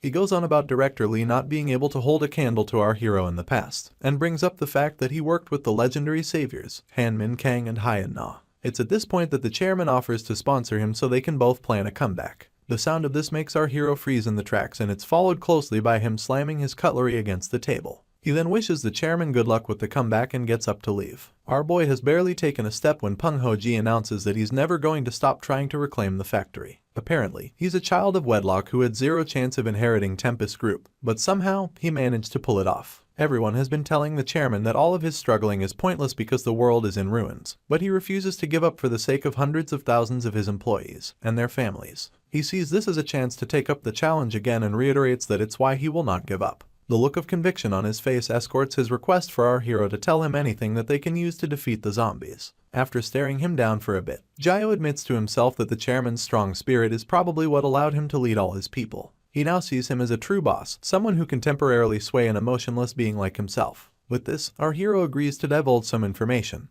and breaks into a small speech about the various ways to handle a necromancer-type monster. Unfortunately, all of the chairman's efforts ended in failure. Proof of that comes forth when a list of casualties gets released from the Tempest Group factory siege. Our hero takes solace in the fact that Chang Sujai's name wasn't called, but he gets a notification about someone else. Upon checking out the post, he realizes that the chairman himself has been turned into a zombie. Jaya finds it hard to believe at first, but the proof is glaring.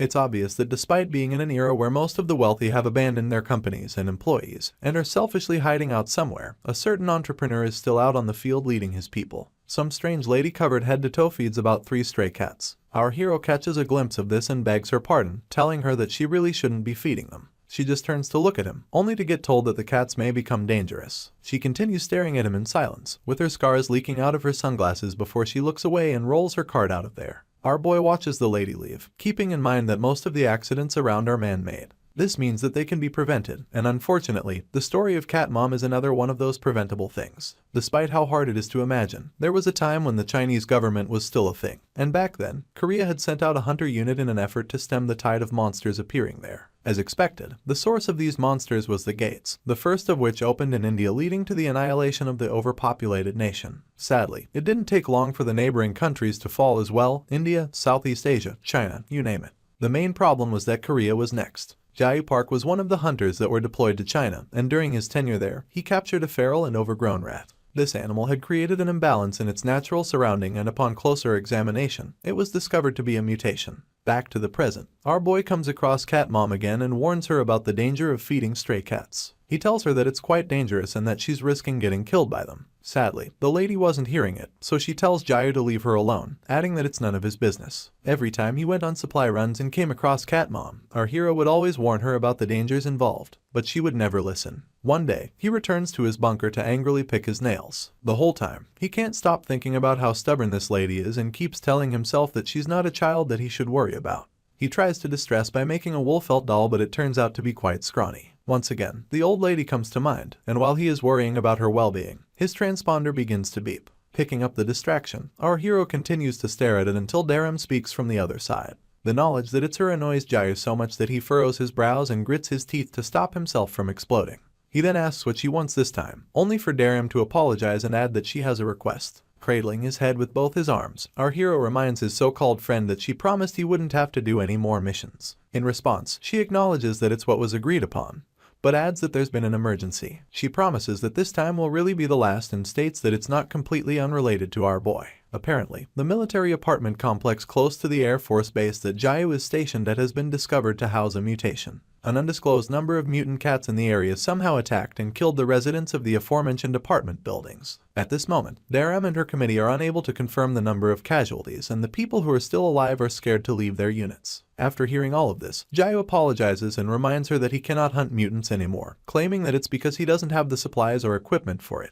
Not to mention the fact that he doesn't want to. In response, Daram quips that she's not asking him to do it alone and adds that all he needs to do is provide support for the professional they'll be sending his way. Our boy wonders what she means by that, so Daram explains that the person is a professional freelance hunter. Later on, when the sun comes out, said professional screeches his power bike to a halt when he arrives at the agreed upon location. He wastes no time saying hey to Jayu Park and quips that he must be the one the NCOC told him about.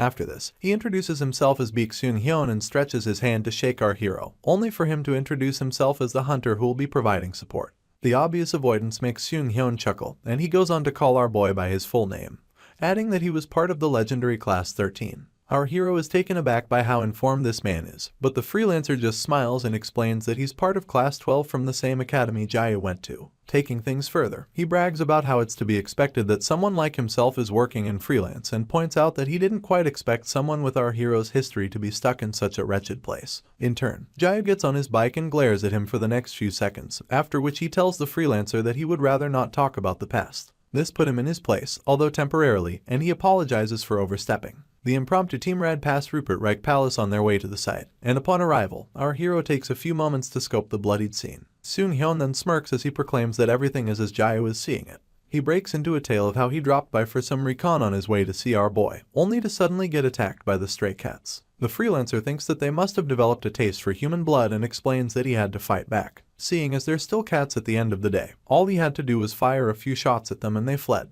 Jae can't shake the feeling that Seung-hyun must be decently skilled, given that he has the guts to be hunting mutants alone without any support. He deduces that the freelancer must be in a rank, and thinks that it is what he would have ranked him if they shared the same team. Seung-hyun continues his tale, saying that he would have taken care of the mutants on his own, but got interrupted the moment he was going to blow them up with some C4. Apparently, Cat Mom held his hand and the freelancer could only see her as a hindrance in light of the fact that the cats ran away after this. He blames her for the extra time they'll have to spend tracking down the mutants now. Our hero stays quiet as he mulls things over and later admits that he has a hunch as to where they might go. It has been dusk for all but an hour when Cat Mom shows up and begins calling out to Hermes, Duchess, and Jackfield, her 3 stray cats. She bellows that they can come out for their dinner now, but has no idea that our boy and his colleague are hiding out nearby with guns ready to go. Cat Mom keeps calling out to them, and Jae instantly recognizes her as the one who's been taking care of them all this while. For this reason, he's certain that they'll come when she calls. True to his suspicions, the stray cats make their way towards her, but now they're just as big as she is and it's all because of the mutation.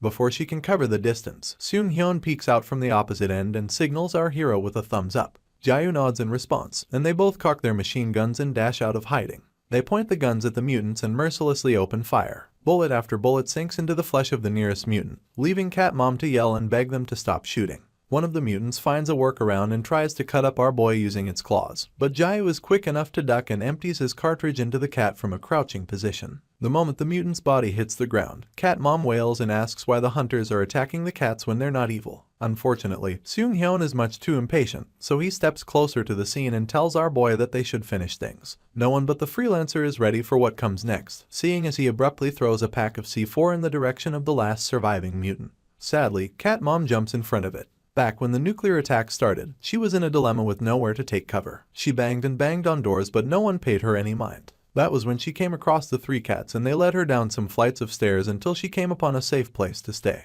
They started this journey together, and despite how sad it is, Cat Mom decides to end it together too. The C4 goes off in a contained explosion, but all 4 parties get blown to bits. Our hero stays quiet initially, but ends up telling Seung-hyun that the C4 wasn't necessary. In turn, the freelancer flashes quite the dubious smile, proving that he might be a little sick in the head. He then declares that there is no such thing as happiness without consequence with the way the world currently is. Our hero believes that the downfall of a group is much like a crashing airplane, in the sense that even after losing power, they can still glide through the air for a little while. Sadly, they'll eventually come crashing down. He's busy doing his laundry when an airplane flies above him, making him admit that he has been seeing more of them lately. After doing his laundry, he goes on to prepare some noodles, keeping in mind that humans need entertainment. Jae doesn't think this is a bad thing though, in light of how entertainment can serve as a source of motivation for those who are struggling, and give some others a sense of purpose. As he slurps his noodles, our boy admits that the Viva Apocalypse forum has been his recent source of entertainment.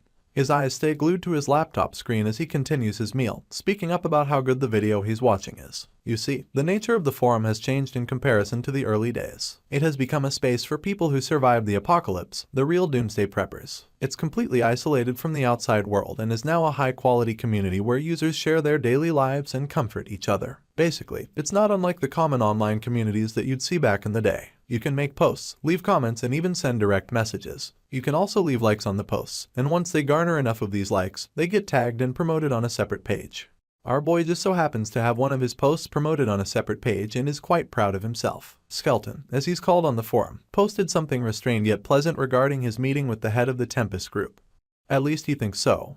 Jayu believes it was his exquisite and entertaining choice of words that drew the attention of everyone, but he literally only wrote that he visited Tempest headquarters, had steak, and couldn't share details because it was a mission for the NCOC. In truth, the post gathers over 2,000 dislikes in comparison to the 300 likes he got. This didn't change the fact that it's his most popular post.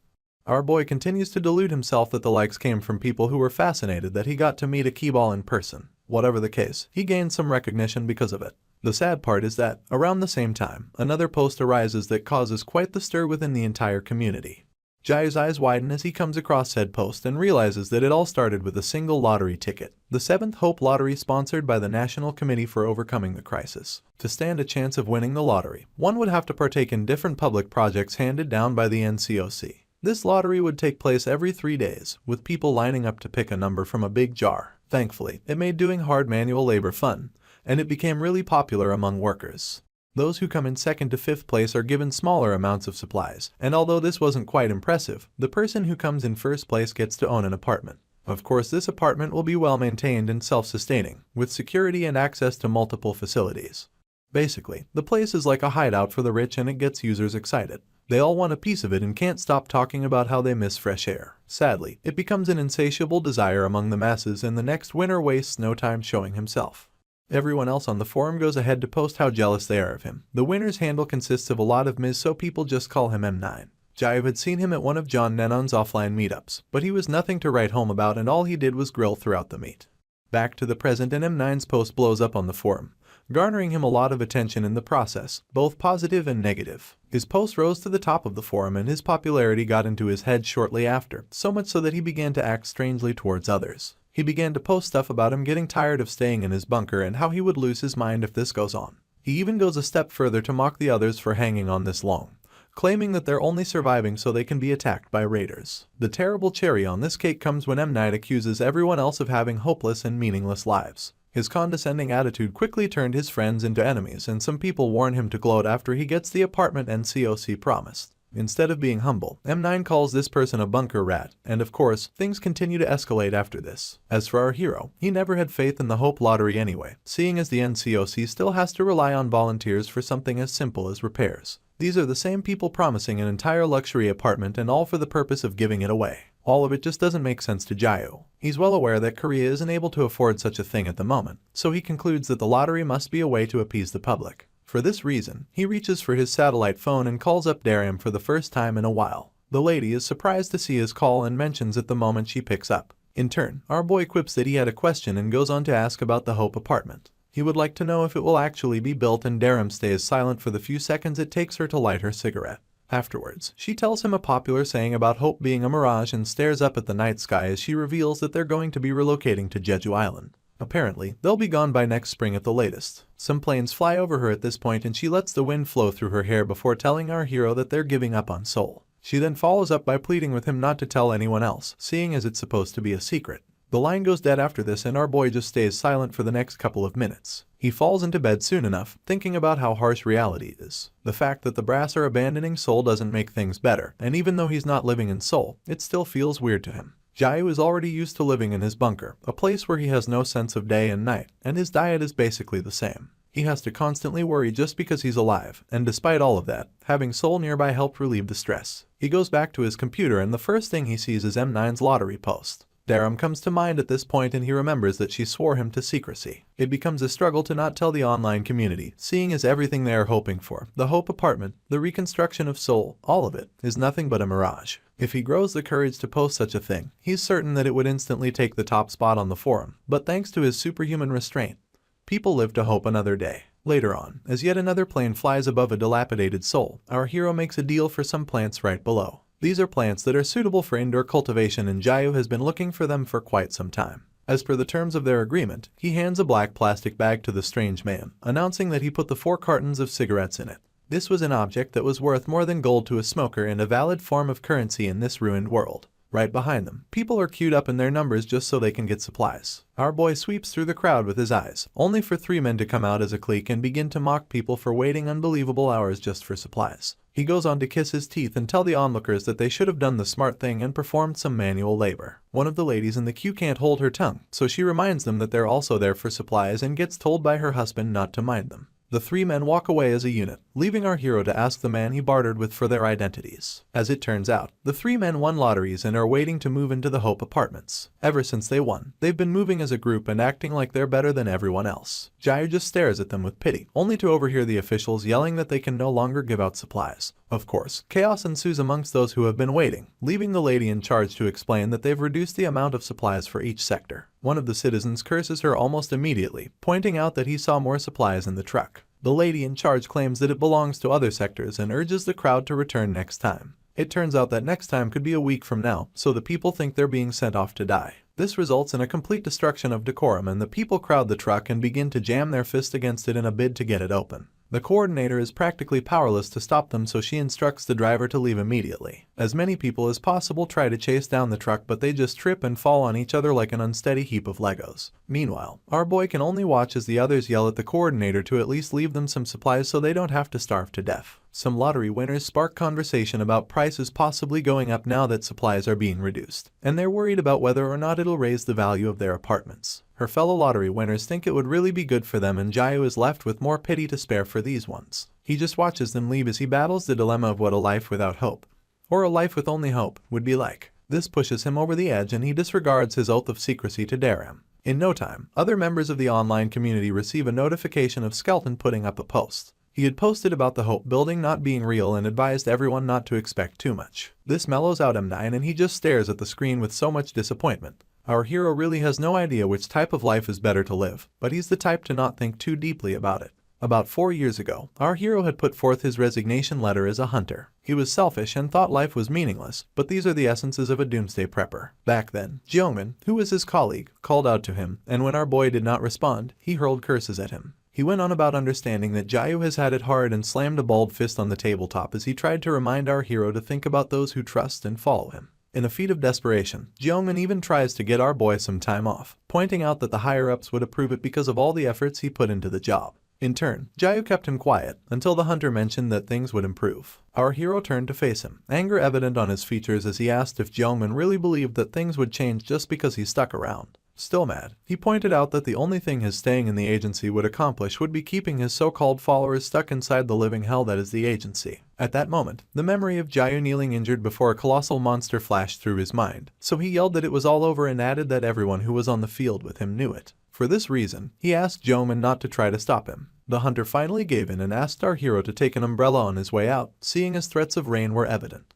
In response, Jayu just stared at him one last time and hoped that he would survive as well. After that, he built his bunker and survived. Back to the present, and our hero is busy on his computer. Needless to say that his mindset still hasn't changed after all this time. He still believes that life is meaningless and that the end of humanity is unavoidable. The dread and helplessness he felt in the face of those colossal monsters never really went away, so our boy is stuck doing everything he can just to survive for much longer. As he scrolls through the platform, he comes across a post put up by a user named Keystone about an earthquake in Paju, with the sender wondering if everyone else is okay. The place rings a bell, and our hero recalls that it was the first city in Korea to experience a fissure. For this reason, he believes that the earthquake Keystone is talking about was probably caused by a Colossus-type monster showing up. With this in mind, Jayu heads out to pick up his bicycle and can't help but think that the NCOC will probably be in an uproar at the moment.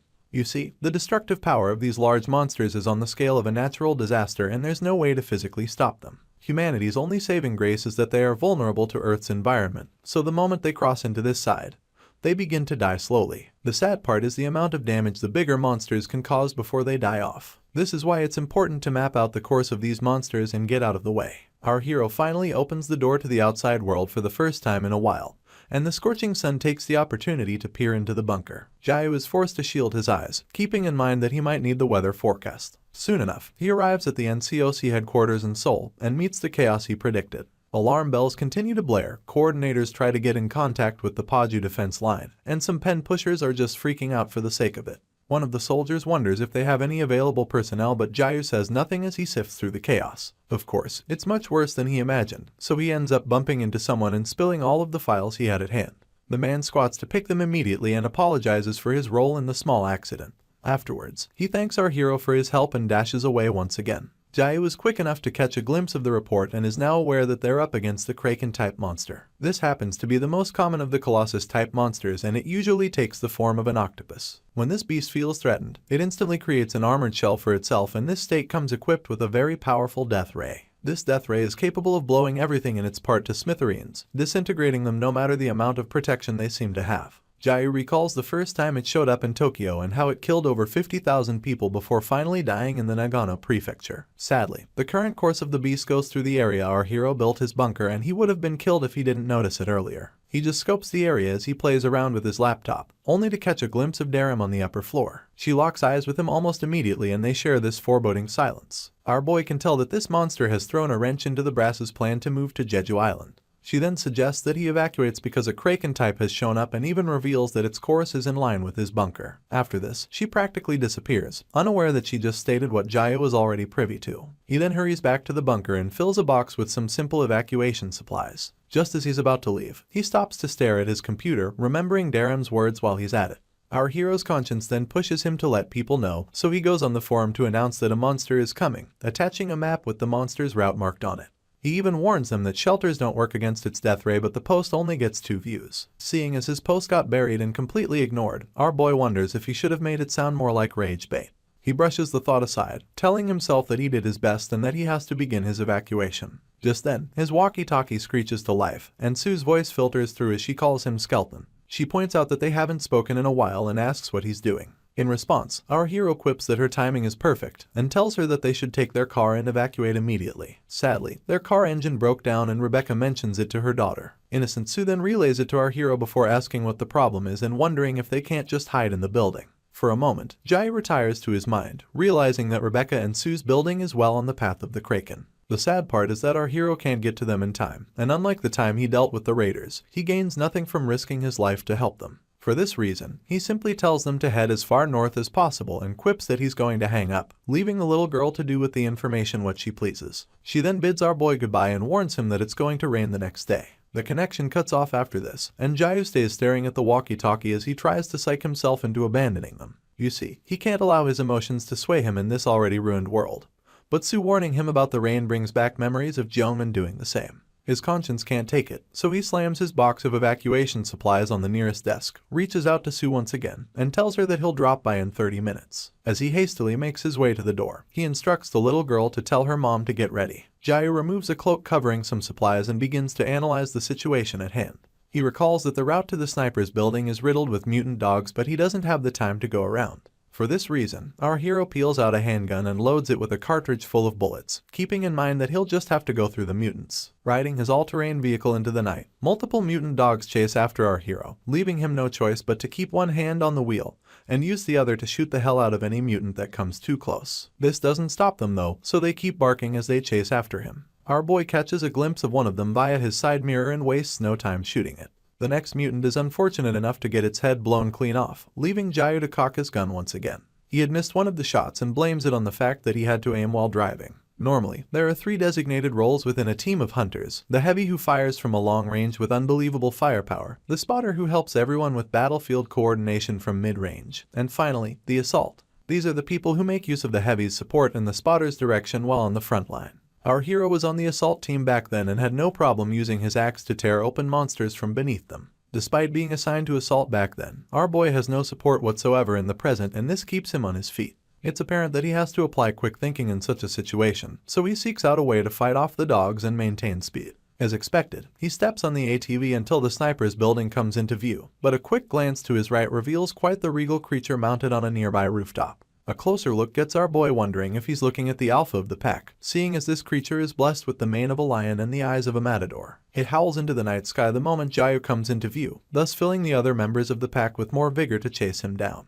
They catch up with the ATV soon enough, bloodlust evident in their scowls as our hero begins to swerve. He then temporarily takes his hand away from the wheel to allow him to shoot the life out of these beasts. Unfortunately, more dogs replace the ones he defeated, leaving him to wonder where the alpha even came from. His hand takes its rightful place on the wheel and our boy uses his free hand to aim at the beasts that are still chasing him, keeping in mind that the so-called alpha must be doing something to send his pursuers into a frenzy. He plans to shoot it down, but it's well out of range, and this distraction brings a predator much too close to our hero's vehicle. It slams itself against the side of the ATV, causing it to screech to the right.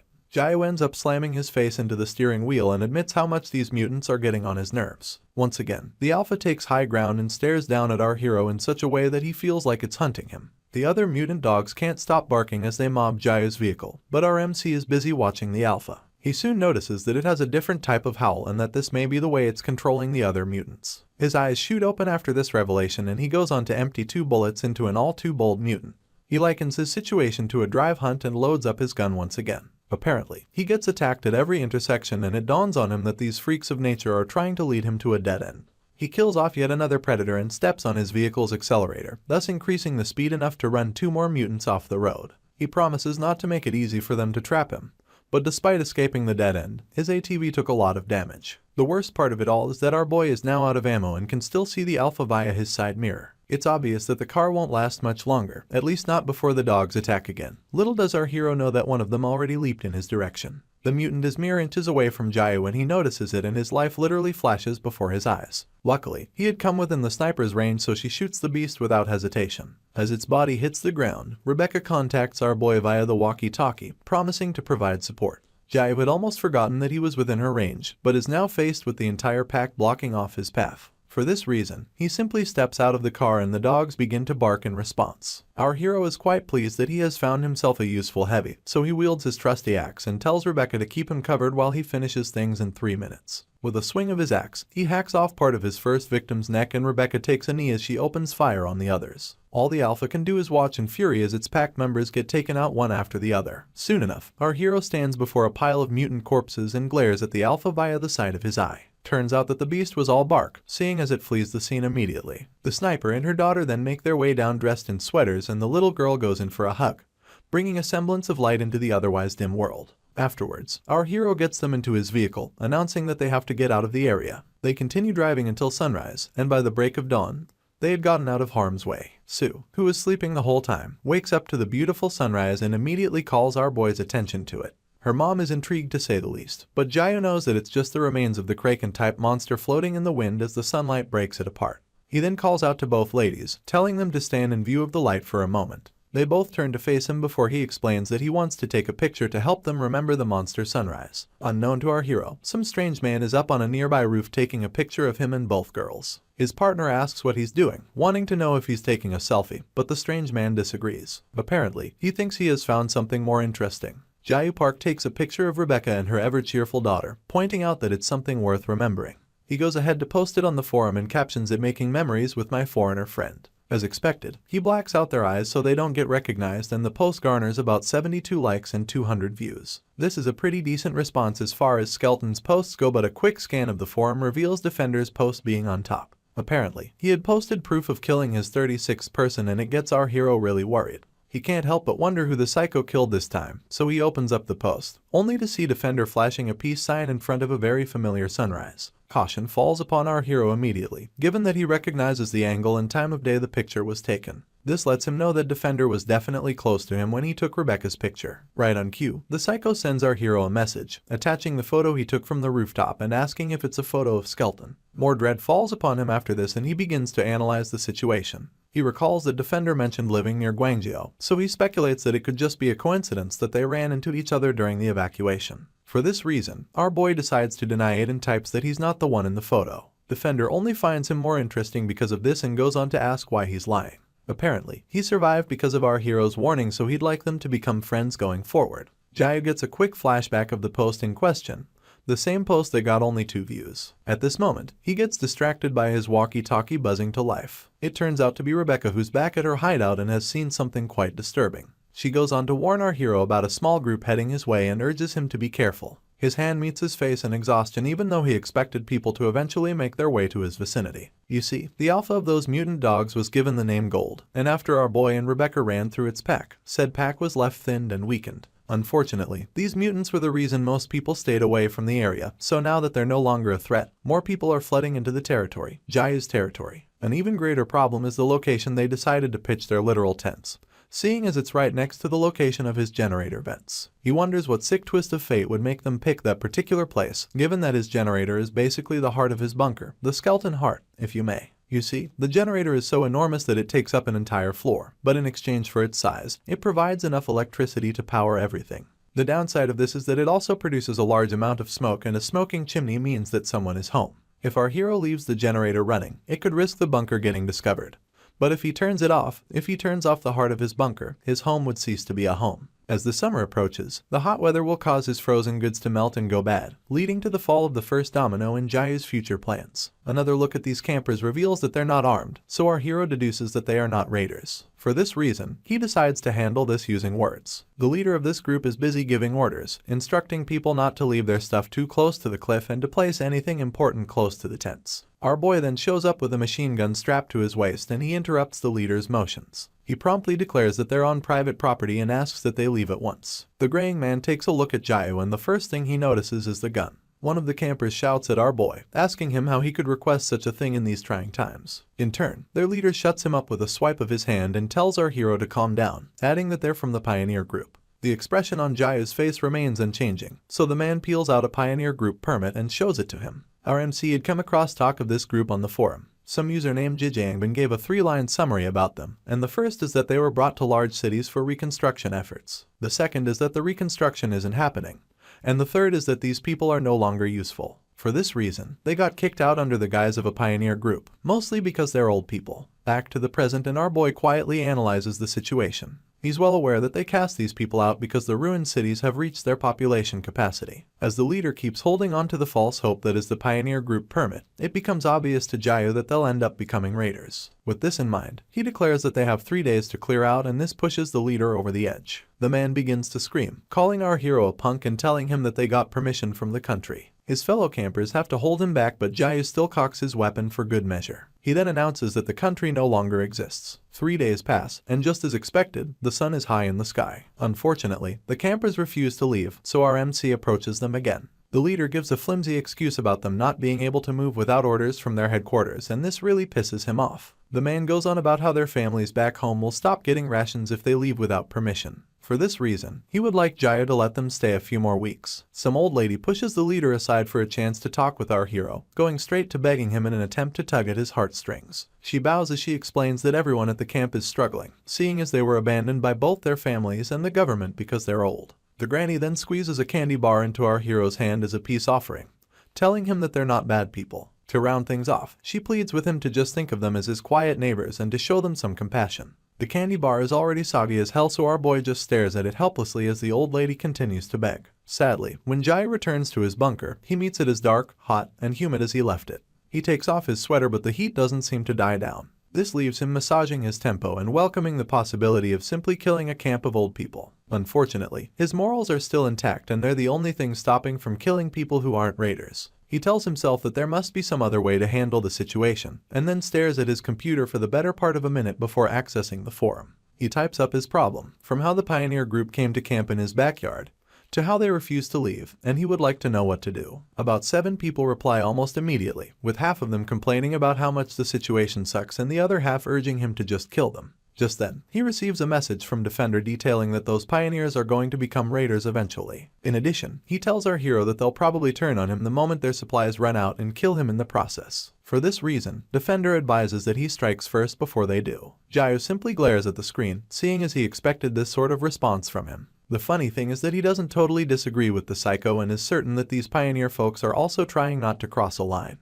This makes him decide to sit back and watch for a little longer. Later on, our hero meets up with someone who goes by Kyle Doss on the forum, and together they take a stroll in the forest. Kyle admits that he expected Skelton to be some guy in his 40s and adds that he's nothing like what he imagined in his head. He thinks people can gain a different persona when they stay active on the forums for long enough, but our boy doesn't give him a response. You see, Kyle is a normie, one of the few ones they have on Viva Apocalypse. He recently reached out to our hero after finding something interesting in the nearby mountains. Soon enough, they arrive at the strange site and Kyle literally points it out, asking what Jayu thinks it is. It's some sort of white capsule and our hero's expression takes a grim turn as he reveals that it's a monster egg. Previously, Kyle had come to the forum with a picture of the capsule and asked if anyone knew what it was. While others concluded that it was a huge marshmallow, our hero knew that it was a monster egg. The moment he saw this post, quite the dubious idea was born. Seeing as the Pioneer Group claimed that they couldn't leave without permission from the higher-ups, Jayu knew that he just had to create another reason for them to leave. He went on to text Kyle Doss, stating that the capsule is incredibly dangerous and offering to get rid of it for him. The plan is to show those pioneer folks something more scary than gold, the mutant alpha. Thanks to Jayu's behavior on the forum, Kyle wasn't too wary of him. They had talked online until he agreed to show the capsule to our boy. He also made sure that they wouldn't meet near his home and told Jayu that he would be bringing his gun. Determined, our hero got into a car for the first time in a while and reached out to the NCOC road control team so they could help calculate the shortest route to his destination. After verifying his ID, the controller mentioned our boy's affiliation with Miss Daram Kim and confirmed if he would be making his way through Seoul. Afterwards, he explained a way to get on Road 8 and told him that he would follow it the rest of the way. With the wind in his hair, our hero continued down the safe path maintained by the government, keeping in mind that it wasn't pointless to work with the committee after all. As it turned out, the location Kyle Doss gave our hero was none other than Paju City, the first place in Korea to experience a fissure. The capsule was located in the outskirts of the Paju Mountains, so our hero screeched his vehicle to a halt right by the tree line where Kyle was already waiting for him. Luckily, the fissure was being monitored by elite hunter forces and the military, and this was why Jayu never expected a capsule to appear in such a place. For the sake of clarity, our boy announced that Skelton had arrived, and Kyle equally introduced himself. Jayu wasted no time asking about the capsule's location, adding that he would like to take a look at it as soon as possible. In his mind, he concluded that the fissure started eroding the nearby area and that the place would soon become uninhabitable. Kyle, on the other hand, is shocked out of his mind and can't stop pointing out how dangerous a monster egg is. In response, our hero simply reminds him that he already mentioned the danger involved and pulls out his trusty axe while he's at it. Up next, he urges Kyle to step back and rolls up his sleeve as he approaches the capsule. On his way, he advises the man to take his truck and drive away should he die, adding that his keys are in the ignition. Confused, Kyle tries to get our boy to hold on, but Jayu doesn't listen. Instead, he readies himself and quips that nothing is 100% sure no matter how much we hope it is. With a burst of speed, he launches himself towards the capsule, swings his axe with enough force to split it open, and backs it up with some murderous intent. The tricky part of this ensues when Jayu suddenly stops the axe just before it hits the capsule. It had taken everything in him to stop this swing, but a similar essence mimicking his movement appears with an axe to his throat. Kyle is still as confused as he initially was, so he pulls out his gun to attack it, only for the essence to vanish into thin air. Our MC then explains that what he just saw was a reflective barrier. Apparently, it has the ability to twist and distort the dimensions, thus reflecting any attack on the attacker. This is also one of the many reasons humans can't defeat monsters, and our hero tries to calm Kyle down by informing him that the capsule won't react unless it feels threatened. This doesn't calm him down. In fact, he goes on to ask what our hero's problem is and wonders what they would have done if something they couldn't handle emerged from the capsule. In turn, Jayu glances at him and tells him with the straightest face possible that he would die. This makes it obvious to Kyle that our hero has no fear. Afterwards, he loads the glowing capsule into the trunk of his car, listening to Kyle reiterate that he's more different than he imagined. Jayu steals yet another glance at him as he asks what Kyle imagined him to be, and he gets told that he seemed like a weirdo online. It turns out that our hero always uses weird titles and posts rage bait with the occasional loot post. In response, he heaves a tired sigh and tells his temporary companion that he has to leave. Kyle just laughs it off and ends up thanking Jayu for making the trip anyway. In no time, our MC gets into his car and shuts the door close, leaving him to stand by the window. This is where our hero tells him to drop a like on his posts if he's really as grateful as he claims. In turn, Kyle agrees and flashes quite the wide smile. Our boy doesn't believe him but gets on the road anyway, lodging his hand on his chin as the wind flows through his hair. By some weird twist of fate, this happens to be the first time Jayu met another user offline since the start of the apocalypse, and it felt like meeting an old friend, or that one cousin he has known since childhood. Seeing as no one else is on the road, our hero really steps on it and arrives back in his area in no time. As planned, he dropped the capsule on a road near the pioneers' camp and they discovered it later that evening. Their leader and about 3 others check it out with a flashlight and can't help but wonder what it is. One of them thinks it looks like something they'd find on a farm, but the fact that it's glowing makes them quite wary of it. Their leader contacts headquarters and reports that Group 218 has found an unidentified object on a road nearby. HQ instantly yells that they should get away from it, thus stunning the leader into silence. The road control team takes over the conversation and their representative starts by introducing them, adding that they've reviewed the drone footage and have confirmed that the capsule is actually a monster spore. The rep can't stress enough that no one should touch it, seeing as there's a high chance that it's active. He instructs the pioneers to clear the area at once, but the leader tries to make excuses for the campers. This pisses the representative off so much that his face goes red. He begins to scream into the transponder, telling the leader that they should get moving if they have time to ask questions. In addition, he makes it clear that he's ordering them to leave, not suggesting it. Just like that, Jayu Park gets his life back. He heads down to his generator and turns it on, leaving the machine to whirl to life. The lights come on almost immediately and our boy stares at it with gratitude, keeping in mind that the generator is working well as always. The vent spills smoke as it's supposed to, but this time, there are no pioneers present to notice it. Thanks to the monster egg, he continues to live in peace and a month goes by in a flash. Present day, and our boy is sipping on his coffee as the air conditioner cools him. The pioneers are nothing but a memory now, mostly because the path leading to the Air Force Base was closed. In addition, the pesky NCOC, which always asks Jayu to do stuff for them, have been quiet lately, and our hero thinks it's because they're busy preparing to move to Jeju Island. His peace of mind seems perfect at this point, so he hopes that these days last. He later goes on the forum to post about having some steak, and as promised, Kyle does give him a like, and Defender intrudes once again with a weird comment about our hero being rich. Jayu notices this and just holds his tongue so as not to say anything too rude about the psycho. As for the current situation in Seoul, news was leaked about the move to Jeju Island, so people came out in their numbers to protest against the plans of the government. They keep chanting that the committee must provide proper living conditions and telling the brass that their lives aren't the only ones that have value. While they ask for the reason for the relocation, director Sang-hoon Lee stares down at the masses. Daram shows up to tell him not to stand so close to the window because of the risk that protesters would throw stones through it. This doesn't deter the director. He only wants to know if a certain bastard is alive, but Daram has no idea who this bastard is. For this reason, Director Lee clarifies that he's talking about Jayu Park and instructs the lady to call up our hero and ask how long he plans to live in hiding. Back when the fishers first showed up around the world, many countries outwardly showed concern. But behind closed doors, they brainstormed various ways to profit from the tragedy. This was why large research projects were instigated to discover what these fissures were. 4 unfortunate researchers had gathered in front of one of said fissures, and one of them was made to stand about 10 meters away from it. Mr. Kim, as he was called, tried to confirm if his colleagues wanted him to go by himself and ultimately gave in to their wishes. He was so close to the fissure that its light reflected on his body, and while this went on, his colleagues were busy collecting data. Suddenly, they noticed something terrifying, so much so that they were frozen in fear. The only lady on the team nearly lost her mind, and the others yelled at Mr. Kim to get away from the fissure. The oblivious man turned around to see the problem, only to get sliced from the shoulder up. A huge tentacled beast had made its way out of the fissure and wasted no time retrieving the other members of the research team.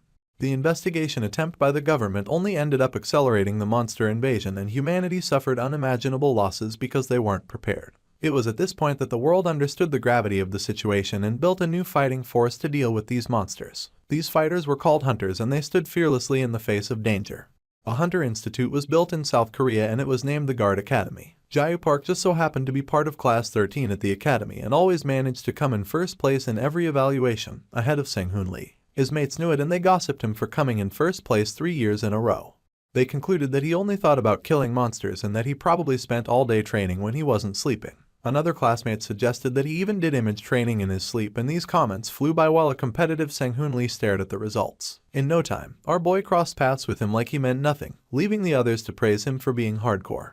Present day, and his transponder begins to beep. With his hand still beneath his chin, he stares at the little screen attached to it and realizes that it's Daram Kim calling. He wonders if she's about to ask him to help with the protesters and answers the call with the most disinterested tone he can muster, asking what she wants this time. Instead of Daram, Director Lee answers him, going straight to inquiring about the capsule on Road 13. Our hero just glares at the transponder as the director rhetorically asks if he's the one that put it there. Jayu is well aware that it's pointless to lie about such a thing, so he just runs his hand through his hair and asks how the director found out. In response, Sang-hoon quips that a capsule showing up in an uninfected area can only mean that someone nearby dumped it there. Our hero still has his face soured up as he listens, acknowledging that his ex-classmate is still a hard-ass. In turn, said hard-ass begins to scold Jayu, asking him why he would do something like that and wondering what he would have done if the capsule ripped open and summoned a monster. Our boy's expression switches from disdain to surprise as he asks if the egg can really do that. It turns out that monster eggs don't hatch like actual ones but are somewhat similar to portals. Shame falls upon our hero, given that he's way behind on monster intel. It's been a while since he retired, but that doesn't stop him from feeling some type of way about his ignorance. Anyway, Director Lee decides to cut to the chase and asks Jayu to go to Jeju Island. After staring daggers at the transponder, he asks what will happen if he refuses, but the director does not dignify his question with an answer. Instead, he tells our hero that there's an instructor position that needs filling and even promises to recommend him for the job. Unfortunately, our boy has no interest in this, so he stands his ground about not going, adding that he likes where he's at. The director tries to appeal to him, wondering if he really sees a future in an underground hole or is just haunted by his guilty conscience. Our MC stays quiet after this, so Sang-hoon Lee just peeks out the window and tells him that there was nothing they could have done back then. He makes his friend understand that they are not gifted like the Awakened, but none of this appeals to Jayu Park. He proceeds to cut off the director, reminding him that he's not interested and telling him to find somebody else. With Daram still lurking, Sang-hoon admits that our hero is as stubborn as always and then informs him that the entire capital could fall into danger soon. After this, he implores Jayu not to die and Darum overhears him instructing our hero to survive. The line goes dead and our MC returns to business as usual. Later on, he steps out of his bunker and the unkind afternoon sun practically smites him. It also shines upon quite the large field of rice and it turns out that it's what brought our hero outside in the first place. He brings forth his sickle and begins to harvest as much as his sack bag can carry. You see, it has been a year and 11 months since the war broke out and Jayu simply threw these rice seeds on an unattended field a while back. Despite no one taking care of them, the majority managed to grow on their own. Our boy simply ties up his sack bag full of harvested rice and hurls it onto his back for transportation. To the best of his knowledge, as long as anyone has seeds and dirt, they'll be able to grow enough to feed themselves. He sees each grain as something precious, and thanks to Old Man Kim's advice, he should be able to eat some freshly cooked rice for a while. Afterwards, he returns to his laptop where he comes across more speculations about Defender being a woman. On his last proof of death post, the silhouette of a lady was seen casting a shadow over 3 dead bodies. People practically ignored the deaths and focused on her waistline. The entire rumor was started by someone named Unicorn 18 and despite all the information flying around, our hero doesn't believe that Defender is a woman. From past knowledge, he knows how easy it is to shoot someone, but he's also aware that it's much more difficult to move and organize a bunch of corpses. For this reason, he doubts that a woman would be able to do this as frequently as Defender does. Staring at his screen, he continues thinking that it's utter nonsense and chucks the picture up to a coincidence. At that moment, Sang-hoon telling him not to die flashes into his mind and he brushes it aside because he feels like he's as safe as one can be in this world. He can't stop thinking about his former classmate though, how he would sit in front of the class and raise his hands to ask questions. Jayu admits to himself that Sang-hoon was persistent for his age and always had a competitive spirit about him. Our hero's train of thought gets interrupted by his transponder, so he steals a glance to see who's trying to contact him. It turns out to be Darum again, so he picks it up and goes straight to being rude. He tells her that he's not going to Jeju Island and that he won't be taking any new jobs for a while. After this, he lets her know that he'll be hanging up, only for her to inform him that Director Lee is dead. This catches our boy off guard, so his eyes and mouth grow wider than ever before. He has so many questions, but the biggest is why the director died so suddenly. Apparently, Sang-hoon decided to make an extreme decision, but before doing that, he left a note saying that someone needs to take responsibility for the current situation. Darum asks if Jayu Park will attend the director's funeral, but all our boy can think about is how this ruined world is no place for an honest and earnest person. Miss Darum tells our hero that she'll be at the hospital where her husband works, and adds that they managed to pull together resources to make the funeral happen despite the hard times. Before ending the call, she informs Jayu that he will have to take Road 13 to get to Seoul, the same road where he dropped off the capsule. Our boy confirms this and would like to know why she mentioned it, so Darum goes on about how some people were deployed to guard the road just yesterday. Apparently, these people are also awakened and the lady is certain that our hero would feel uncomfortable talking with them, hence the heads up. The line cuts off after her warning, leaving our MC to the devices of his mind. Some sort of manifestation of Sang-hoon Lee shows up and Jayu begins to talk to it, wanting to confirm if he really deployed awakened hunters to the area. The way he sees it, this is Sang-hoon's last attempt at giving him a hard time, a last act of stubbornness to make it difficult for our hero to make it to his funeral. The manifestation that was only folding his arms before shrugs after this accusation and disappears before Jayu can turn to face him. Sang-hoon stayed silent, so much so that our MC had to move on to doing other things. He seeks out 2 tactical axes that he took with him when leaving the military. Jayu knows that there isn't a point to bringing these weapons all the way to the funeral, but he just wants to feel like a soldier when he sees his friend one last time. He takes his bicycle out into the night, with his weapons concealed and ready to go. It gets to a point where he stops to think about the next best route to take. But before he can even consider all his options, some dude on a bike rides up to him and tells him to stop. Apparently, he can't let anyone pass through the route, but things change when he realizes that it's Jayu Park. This man happens to be Seung Joon Beek, the freelance hunter who helps the NCOC with odd jobs. Mr. Beek asks where our hero is headed, and when he discovers it's Seoul, the freelancer quips that he'll have to follow him for a moment. Our boy would like to pass just like that, but Mr. Beek claims that he would let him if it were in his power to do so. He lights a cigarette and then stares at an elevated platform right behind them on which 3 youngsters are mounted in uniform. Unfortunately, the freelancer isn't in charge and he doesn't quite approve of answering to some punks. Our hero takes a closer look at the uniforms and notices the emblem on them has the initials RT. This means Roaring Tiger, and they represent true hunters, much unlike the older models.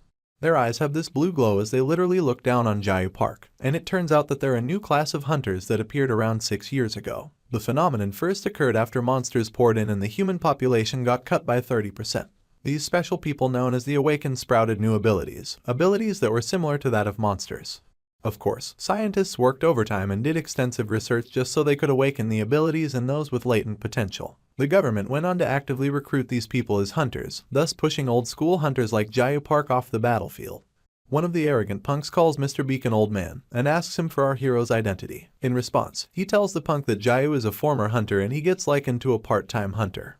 The freelancer just laughs it off and agrees with the youngin as he takes another puff of his cigarette. He goes on to shield his mouth with his palm and tells our boy how much of a drag the whole thing is, only for the punk to ask why a former hunter is traveling around in the dark and avoiding the main road. He takes it a step further as he asks if our hero is a criminal and visible sweat pours down Mr. Beak's face. Jayu goes on to inquire about which generation they belong to and this catches the Dieselenser by surprise. He tries to caution our hero but all three punks already seem offended by the question. Their supposed leader, some gray-haired punk, walks up to Jayu, calling him an old man and claiming that he's clueless. He comes as close as our MC's ear and whispers that they're class 20. In response, he informs him that he's part of class 13 and continues to keep an eye on him for any sudden movements. The punk only brags that they don't respect anyone less than class 18 as their seniors, with the exception of a few people of course. He takes it up a notch by tapping our hero's shoulder like he's a nobody and asking if he took any classes at the academy. He asks because they were taught how dangerous capsules are and he calls Jayu an old man for the second time, advising him to head home. This really pisses off our hero, but he manages to only clench his fists so tightly the veins in his hands almost burst. He welcomes the possibility of a confrontation, but kills off the thought just as quickly, thinking to himself that heading home might be the prudent option. Just then, Sang-hoon's manifestation shows up again, asking if our boy doesn't plan to come for his funeral. Upon hearing this, Jayu simply points at the capsule, peels out his tactical axe, and confirms that all he has to do is deal with it for him to pass. He takes swift steps towards the capsule as the leader continues to mock him by calling him a clown and asking what he thinks he can do as an old-school hunter. In turn, the punk instructs Jae to escort our hero all the way to the city if he manages to succeed. This seems gross to Jae, so she quips that she doesn't want to do it. The last of the three punks can't help but mockingly cheer on our hero, but none of this deters him. As it turns out, in the now outdated military doctrine, there weren't many strategies on fighting monsters alone, so Jae is left with only one option: direct melee combat. He leaves behind a gust of wind the way he launches himself towards the capsule, axe in hand, and the moment he comes close enough, he slams it against the capsule. Some sort of essence begins to leak out and it seems to be disturbing space, but Jayu doesn't stop hitting the capsule with all his might. The punk hunters and even Mr. Beak begin to panic as they wonder what our hero hopes to achieve. The more he hits the capsule, the more space seems to get distorted and all the others are worried that if he continues, he'll awaken the monster. True to their words, the space surrounding the capsule turns into a bluish portal and continues to twirl as light emanates from it. The youngsters have their jaws wide open and their panic comes back twofold. They yell and make a run for it while our boy awaits the beast, although his heart is beating faster than it should. Right on cue, a white monster with multiple limbs begins to peel out of the portal, leaving our boy to speculate that it has an ancient statue-like head. This makes him think it's a dancer-type monster, but his opinion changes when the entire beast makes its way out. It becomes obvious that he's up against a necromancer-type monster, the same type that showed up at the factory during his last mission for the NCOC. It extends all 9 of its hands, but our hero is much faster. He jumps into the air without fear or prejudice and makes use of both tactical axes to cut off all 9 hands. You see, these necromancer types are terrible when it comes to close combat, and it's a known reaction that they'll sprout thousands of thorns from their severed limbs. With this in mind, Jayu plans to risk his life just to get in close. As the thorns come at him in full speed, our boy maneuvers his way closer and closer to the predator-turned-prey and wastes no time chopping off its head. The punk hunters look terrified and amazed at once, but our hero simply glances in their direction, asking what they're looking at. He then tells them, nay, orders them to move the barricades. The monster begins to fall apart, and while the youngsters are still shaken up, Jayu yells at them to get a move on things. They can't help but wonder how it's possible for a mere human to kill off a monster without using powers, and afterwards, their leader tells Jae to escort our MC to his destination. Just like she said before, Jae refuses to do it and reminds the leader that they were the ones bullying Jayu Park. She doesn't even have a driver's license, but before she can finish her lamentation, Mr. Beak cuts her off by reminding the newbies that they were placed at that spot to guard the area. A smirk comes to his lips after this and he announces that he'll escort our hero in their stead, adding that they're both old school. He ends up borrowing the car and tells the newbies to study what's left of the corpse so they can learn a thing or two. Our boy can tell that the freelancer is having fun, so he quietly gets into the car and they drive off together. Down the road, Jayu tells him that he really didn't need to drive him, only for Mr. Beak to put up a smile as he claims that he wanted to. This is because our hero managed to shut those arrogant punks up. Mr. Beak then reveals that they're just a bunch of level 3 awakened with no combat experience and adds that they would always go on about how he's old. As usual, Jayu stays silent, paying attention as his interim driver explains the different levels of awakened. It turns out that the difference between the levels of awakened can make a difference similar to the difference between night and day. Levels 1 to 4 possess simple powers like enhanced senses and the ability to see through objects, but their physical abilities remain unchanged. For levels 5 to 9, these ones possess higher powers like telekinesis and force field manipulation. These levels are where powers are more suited for combat. Lastly, the level 10 and above, these people are not only rare, but are practically gods, hence the insurmountable genetic gap between them and other levels. Mr. Beak admits that watching our hero put those kids in their place was satisfying to watch, so Jayu points out that the freelancer could have taken out the monster by himself. He doesn't deny it and even does the math as he declares that he had a 65% chance of success.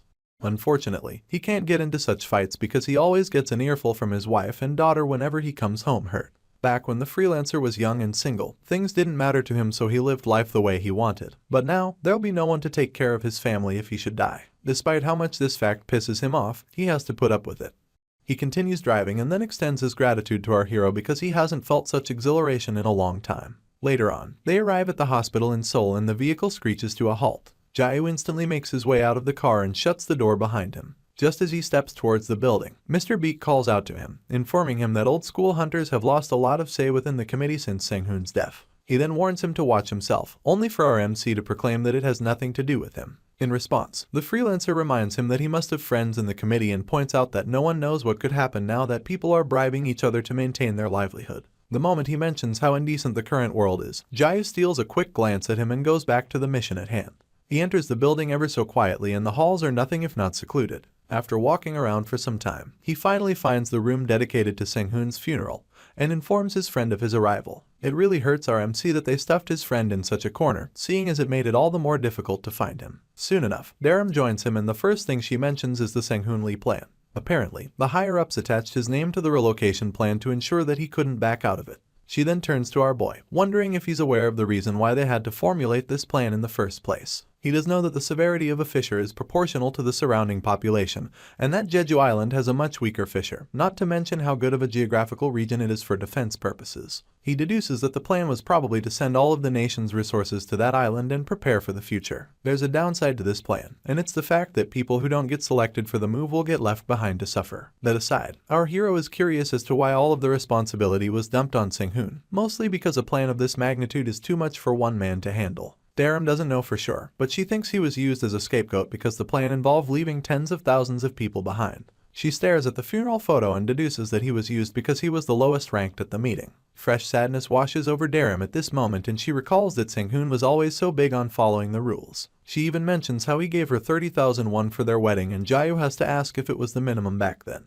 It turns out it has always been 50,000 and this makes our hero chuckle lightly. He admits that it's just like Sang-hoon and Daram cracks a smile as she agrees with him. Just then, she remembers something and starts off by clarifying that it happened shortly before the director passed. For some reason, a man she refuses to name stopped by to see him on the very day they finalized their plans to relocate to Jeju Island. This also happened to be right before Sang-hoon radioed Jayu. It was just 3 of them in the office, the director, Daram, and he who shall not be named. As the people protested outside, the mysterious man mentioned that the plan must be carried out by someone who's neither at the top nor at the bottom. He didn't want anyone who would be distracted by what's in front of him, but someone who could face the cold future ahead. He wanted a person that could easily place the lives of tens of thousands of people and even the fate of humanity on a scale and make a fair judgment call. This strange man thought that person could be Sang-hoon Lee, but the whole time he spoke, the director refused to stop looking at the protesters. The man sipped his tea and then revealed that Sang-hoon would be doing something that not even the professor could do. It was at this point that the director turned around and asked if this man was sure. He wanted to know if the higher-ups were certain that they could survive after heading to Jeju Island and whether or not this was their only available option. Sang-hoon then referred to the mystery man as Hanman, and Hanman's eyes glowed the blue of a burning inferno. All he said in response was that they wouldn't know until they tried. Back to the present and our hero is mortified after discovering that Hanman Kang was involved in the plan. Daram just stares at him helplessly before revealing that Hanman said something along the lines of old school hunters not being needed at Jeju Island. She had averted her gaze to the ground to say this and then asks if Jayu Park has space in his bunker. Our hero can't take his eyes off her at this point, and he keeps in mind the fact that another world is coming to an end. Back when Jayu Park was still a hunter, he was quite the spiteful team leader. His people had gotten injured and about 6 of them were receiving treatment in room 501. Daram included. He had stepped into the hospital room and instantly drew the attention of all his men. They saluted each other and our hero took the chance to look each one of them over. Afterwards, without an ounce of pity, he announced that anyone who was injured should instantly leave his team, adding that incompetent members pose a bigger threat on the battlefield than an enemy ever could. He went on about how he has seen many people die in vain without having a chance to fight because of weak and unskilled people like his injured team members. All their faces carried sad expressions as they listened to him, but he still told them that he didn't want to see something like that ever again. He then suggested that they evaluate themselves and make a decision. The moment he left, Jun Yukang burst into tears, claiming that she couldn't continue to hear things like that while dealing with everything else. She even tried to get Daram to quit with her, adding that she could lose her mind working under Jayu Park. For some reason, Daram refused. She put her pride aside and admitted that their team leader was right. From that moment, she planned to grit her teeth and prove him wrong. Little did she know that Jayu was right outside the hospital room eavesdropping on their conversation. Back to the present, and all our boy can think about is how she used to be full of spite just like he was, but now she has changed so much. Standing side by side, Daram continues with her plea for some space in Jayu's bunker, pointing out that her son needs a place to stay. She asks if our MC can take him in, and instant confusion falls upon him. With both hands on his head, our hero sits in the hospital's reception, ruffling his hair and mulling over Daram's request. His friend and former team member just kept begging for his help, and it's all he can think about. She even bowed and offered to send some food along with her son, claiming that he only needs a place to stay. Daram had practically burst into tears because of the state of things in Seoul, seeing as everything was getting worse. She couldn't bring herself to keep her boy in such a place, so she told Jayu that she wouldn't be able to live with herself if anything happened to her son. Still in the hospital's reception, our hero now has his hands under his chin as he continues to think about her request. He grits his teeth, drops his hands, and is basically restless as he moves between refusing Daram's plea and saving her son from these escalating riots. Our MC can only stare at the ground at this point, thinking about how things will become prolonged if the armed forces intervene and a civil war breaks out. He uses this as a valid excuse not to take on the role of a daycare center, at least not without some certainty about the future. At this very moment, some man in a hoodie and ball cap steps into the building and walks past Jayu as he approaches the front desk. Our boy simply keeps an eye on him, only to overhear this man claiming to be an underclassman of director Sang-hoon Lee. He gives his name as Jeong-ho Hong and reveals that he was a part of Class 18 at the Guard Academy. In turn, the receptionist gives him directions to room 5 on floor B2, and our hero continues to eavesdrop on their conversation. Jeong-ho proceeds to ask the receptionist if she can spare some medicine, seeing as he has a sick sister at home. She doesn't take his request lightly. Instead, she asks if he even realizes the situation they're in and then tells him that they don't have any medicine to give out. The receptionist becomes suspicious of him at this point and wonders if Jeong-ho is actually acquainted with Sang-hoon Lee. She goes on about how the hospital is a restricted area and that only members of the committee are allowed to come and go as they please. Before she can finish her last statement, Jayu interrupts her by introducing himself. He reiterates that he was in the same class as Director Lee and also a senior to committee member Daram Kim. Our boy then steals a glance at Jeong-ho before telling the reception that he's an underclassman who dropped by to pay his last respects. For this reason, Jayu would like her to give him some medicine for his sick sister. The request leaves Jeong-ho baffled by our hero's kindness, and like clockwork, he got the medicine he needed. Afterwards, he provides our boy with a deep bow as he expresses his gratitude. In response, Jayu just tells him that he and Sang-hoon wouldn't be that close if he was actually a part of Class 18. He then asks if Jeong-ho was really acquainted with the director. The young man lifts his head at this point, scratching it shyly as he admits that Sang-hoon's name was the only one he knew and that he hoped dropping the name would help him get some medicine. Our hero retires to his mind as he recalls that every hunter from the 18th generation onward was replaced with awakened people as the primary force, so it was basically from Class 18 that hunters without abilities ceased to have a future. Sadly, these hunters saw next to no action on the battlefield and only provided support through the occasional odd task before getting retired. The world has the awakened, who are the young hunters with abilities, and they have the old school hunters with a boatload of experience. Finally, then there's the cursed generation, who had the misfortune of being stuck in the middle. As for Jeong-ho, the young man admits that all he could find in the market were painkillers and fever medication, and he opens his paper bag for our hero to stare into it. He then explains that he had no choice but to come to the NCOC hospital, adding that his sister would be in big trouble if Jayu didn't step in. Right outside the hospital, yet another airplane flies overhead, leaving Jeong-ho to thank our hero below it. He bows and wishes him a safe trip home, so our boy just turns to leave and wishes him the same. Jeong-ho sings as he makes his way back and arrives at his vehicle soon enough. There, he has his sister wrapped up in blankets for warmth. The first thing he does is to tell her that the plan didn't work, and the second is that he managed to score her some medicine. Apparently, he needed to confirm that the NCOC is pulling out somehow, but as is obvious, he couldn't get into the director's funeral to gather information. His wrapped-up sister remains silent, so Jeong-ho takes the liberty of lightening the mood as he tells her that she's not going to believe what happened. The moment he mentions that he ran into Skelton, he hears a gun click right behind his head. It turns out that our hero followed him to his car and is now certain that this person recognized him. As Jong-ho steals a glance of him through the side of his eye, our boy quips that their next conversation should be easy. Gun still outstretched, he instructs the man to put his hands up and step away from the car, referring to him as Defender. He had been caught and he knew it. This is why he lifts his hands in obedience and steps out of the vehicle, only to abruptly turn around and smack the weapon out of Jayu's hands. Our boy doesn't so much as flinch, but it becomes obvious that it's because Jong-ho quickly pulls out a gun of his own, claiming that it's common courtesy to put one's gun away if they plan to have a conversation.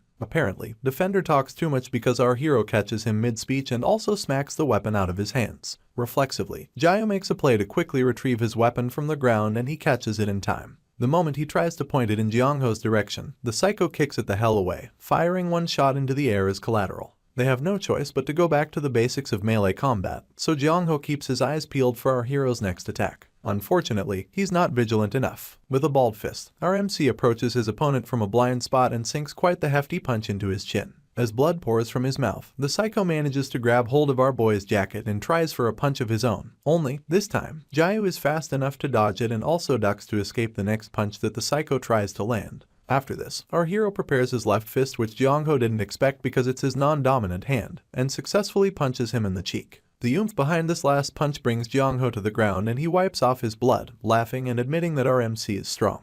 His mocking tone disappears almost immediately, seeing as Jayu didn't waste any time picking up the gun closest to him. He cocks it and points it in the direction of his opponent, only for the psycho to peel out a machete from the back of his hoodie. He runs his hand through his hair, and with a smug expression on his face, quips that they'll be allowed to use items for round 2. Suddenly, he flinches as he becomes aware of his environment. He realizes that his sister is in Jayu's line of fire and that any stray bullet could easily hit her. For this reason, he drops his machete and takes back his most recent statement about using weapons. He then cracks a small smile and reminds our hero that he said something about a conversation. Jong-ho's request to talk only confirms that the lady in the car is someone he's trying to protect. This doesn't stop our MC from pointing a gun at him, so the psycho begins to speak like he's innocent, wanting to know just when Jayu started to suspect him. In response, our boy reveals that he suspected him from the moment he saw him. This comes as a shock to the psycho, and Jayu reveals that anyone who was around the rank of team leader knows all about the cursed generation that is Class 18, not to mention what they were up to abroad. Once upon a time, Jong-ho and some others from Class 18 went abroad alongside some new generation hunters. One of the newbies asked in a mocking tone what was taking his seniors so long,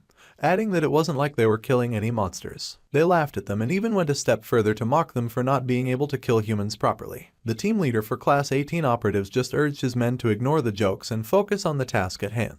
They had various people on their knees with plastic bags over their heads, but it didn't stop the newbies from mocking them. They practically called the team powerless and useless and then continued to laugh. In all of this, Jong-ho was only interested in slitting throats, so he did. Afterwards, he returned to the rest of his team and asked if they were done taking care of their victims, only to be told that they were almost through with it. With blood splashed on his face, the psycho announced that he didn't want anyone taking credit for his work. He then urges all of them to write their call signs on the heads of the victims. This was basically the origin of Defender always pasting his name on the head of his prey. Back to the present, Jayu Park explains that direct combat was left to the awakened hunters and that the dirty work was left to Class 18, dirty work that couldn't be revealed to the public. They were nicknamed the Butcher Generation because of this, and it comes as a pleasant surprise to Jong-ho that people actually know about them. He then points out that it isn't enough information for someone to recognize him with, so Jayu makes it clear that he had more to go off on than that. With his gun still pointed, he reiterates how he ended up at one of Defender's work sites by accident and how it gave him insight into the intricacies of his work. Our hero had deduced the psycho's physique, gait, primary hand, unconscious habits, and even his personality. The moment Jong-ho had stepped up to the receptionist, our MC was able to figure everything out, and now he's certain that the man before him is unmistakably Defender. The psycho can barely keep a straight face after hearing this and soon burst out laughing. Our boy would like to know what he found funny, only for Jong-ho to claim that he thought his generation were the only gloomy ones. He cracks another smile as he admits that the gloominess turns out to be something innate to hunters. After this, he accuses Jayu of being slightly off the mark with his deductions, and our hero can't hide his surprise. Apparently, he was right about Jong-ho carrying over habits from his time in Class 18.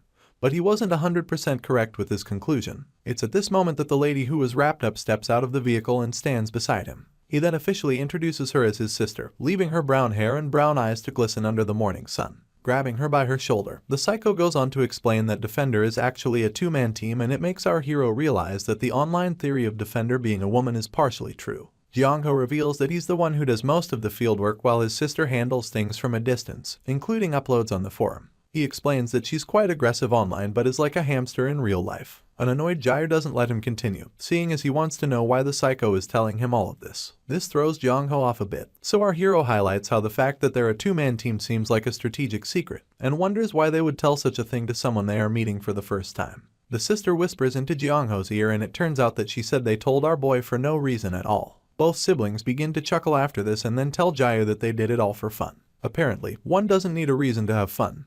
Not to mention the fact that they don't see him as a bad guy. All of this makes our hero understand that the siblings don't take anything seriously, and that they just do whatever they want in the moment without caring about the aftermath. His gun is still pointed at the psycho, so he asks if Jaeho is still down for round 2. Our boy instantly gives a negative response and turns around to leave, claiming that he would rather not waste his time. As he walks away, Jong-ho calls him Skeleton, and when he glances in their direction, the psycho thanks him for the meds and hopes that they see again. With furrowed brows, X announces that he'll pass on that and watches as they drive off. Little does he know that their reunion will happen sooner than he expected. Jaeho hears a ping on his computer indicating that someone sent him a message. A quick look at the screen and the sender turns out to be Defender. She asks if he has any extra ammo and offers to run a trade if he can provide them with a lot of it. Of course, our hero starts by asking if he's talking to the sister, and when she confirms it, he tells her that he doesn't have ammo to spare. She tells him to stop lying and even threatens to mess him up, making him realize that her tone really doesn't match her image in real life. Anyway, he insists that he doesn't have any ammo, and Defender asks what'll happen if she begs for it.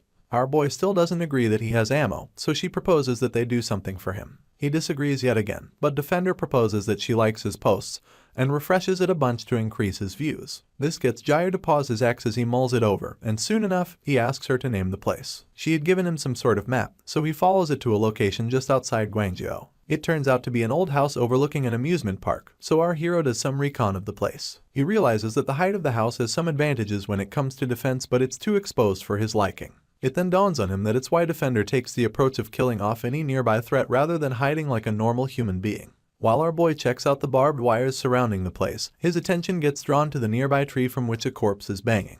He's still checking it out when Jong-ho shows up and says hi to him from atop the entrance steps. He thanks Jaeho for coming and they both take a wall together. The first thing our boy asks about is the hanging corpse, but the psycho claims that it's not a very interesting story and brushes the equation aside. Our MC squints when Jong-ho says this, seeing as his profile view seemed awfully familiar to that of the hanging corpse at that moment. He also lets sleeping dogs lie and announces that he brought the ammo as promised. He would like to know why they need so much of it because it's no secret that Defender likes to use knives. For this reason, Jaeho asks if the ammo is for his sister, only to get shushed almost immediately. Jong-ho urges him to stay quiet and listen for a second, pointing in the direction of the amusement park. Our hero does as he's told, and beyond all the wind and chirping birds, sounds of a crying child waft into his ears. The child continues to cry for his mother to come to his aid, but it's practically pointless. In turn, Jaeho tells Defender about what he's hearing and the psycho confirms that he's right. Apparently, the amusement park below has become home to a bunch of annoying insects. The X part is that these insects are armed to the teeth. Jaeho is curious as to whether or not these men are using children as hostages, so Jong-ho confirms it and gives him a breakdown of these people's tactics. They use the wailing of children to lure strangers into the park, just so they can kill the men and keep the women around as playthings. After this is done, they simply use the kids to lure in their next target.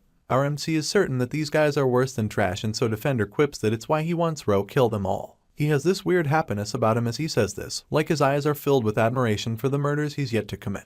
After this, Arbut escorts him indoors and they make their way up the creaking stairs. For caution's sake, he makes sure to walk behind the psycho but still cannot get rid of the happy expression he made earlier. Defender had looked too happy for someone who was talking about murder, and this worried our hero. Halfway up the stairs, Jong-ho turns to ask if his sister mentioned anything else besides ammo. Of course, paranoia sets in and our boy wonders what else it could be. He just stares at his counterpart with dead eyes as he goes on about his sister probably not mentioning anything. While this is going on, Jaeho already has his hand wrapped around the handle of his tactical axe, seeing as he considers Defender to be an unpredictable person. He welcomes the idea that this man could be trying to start a fight.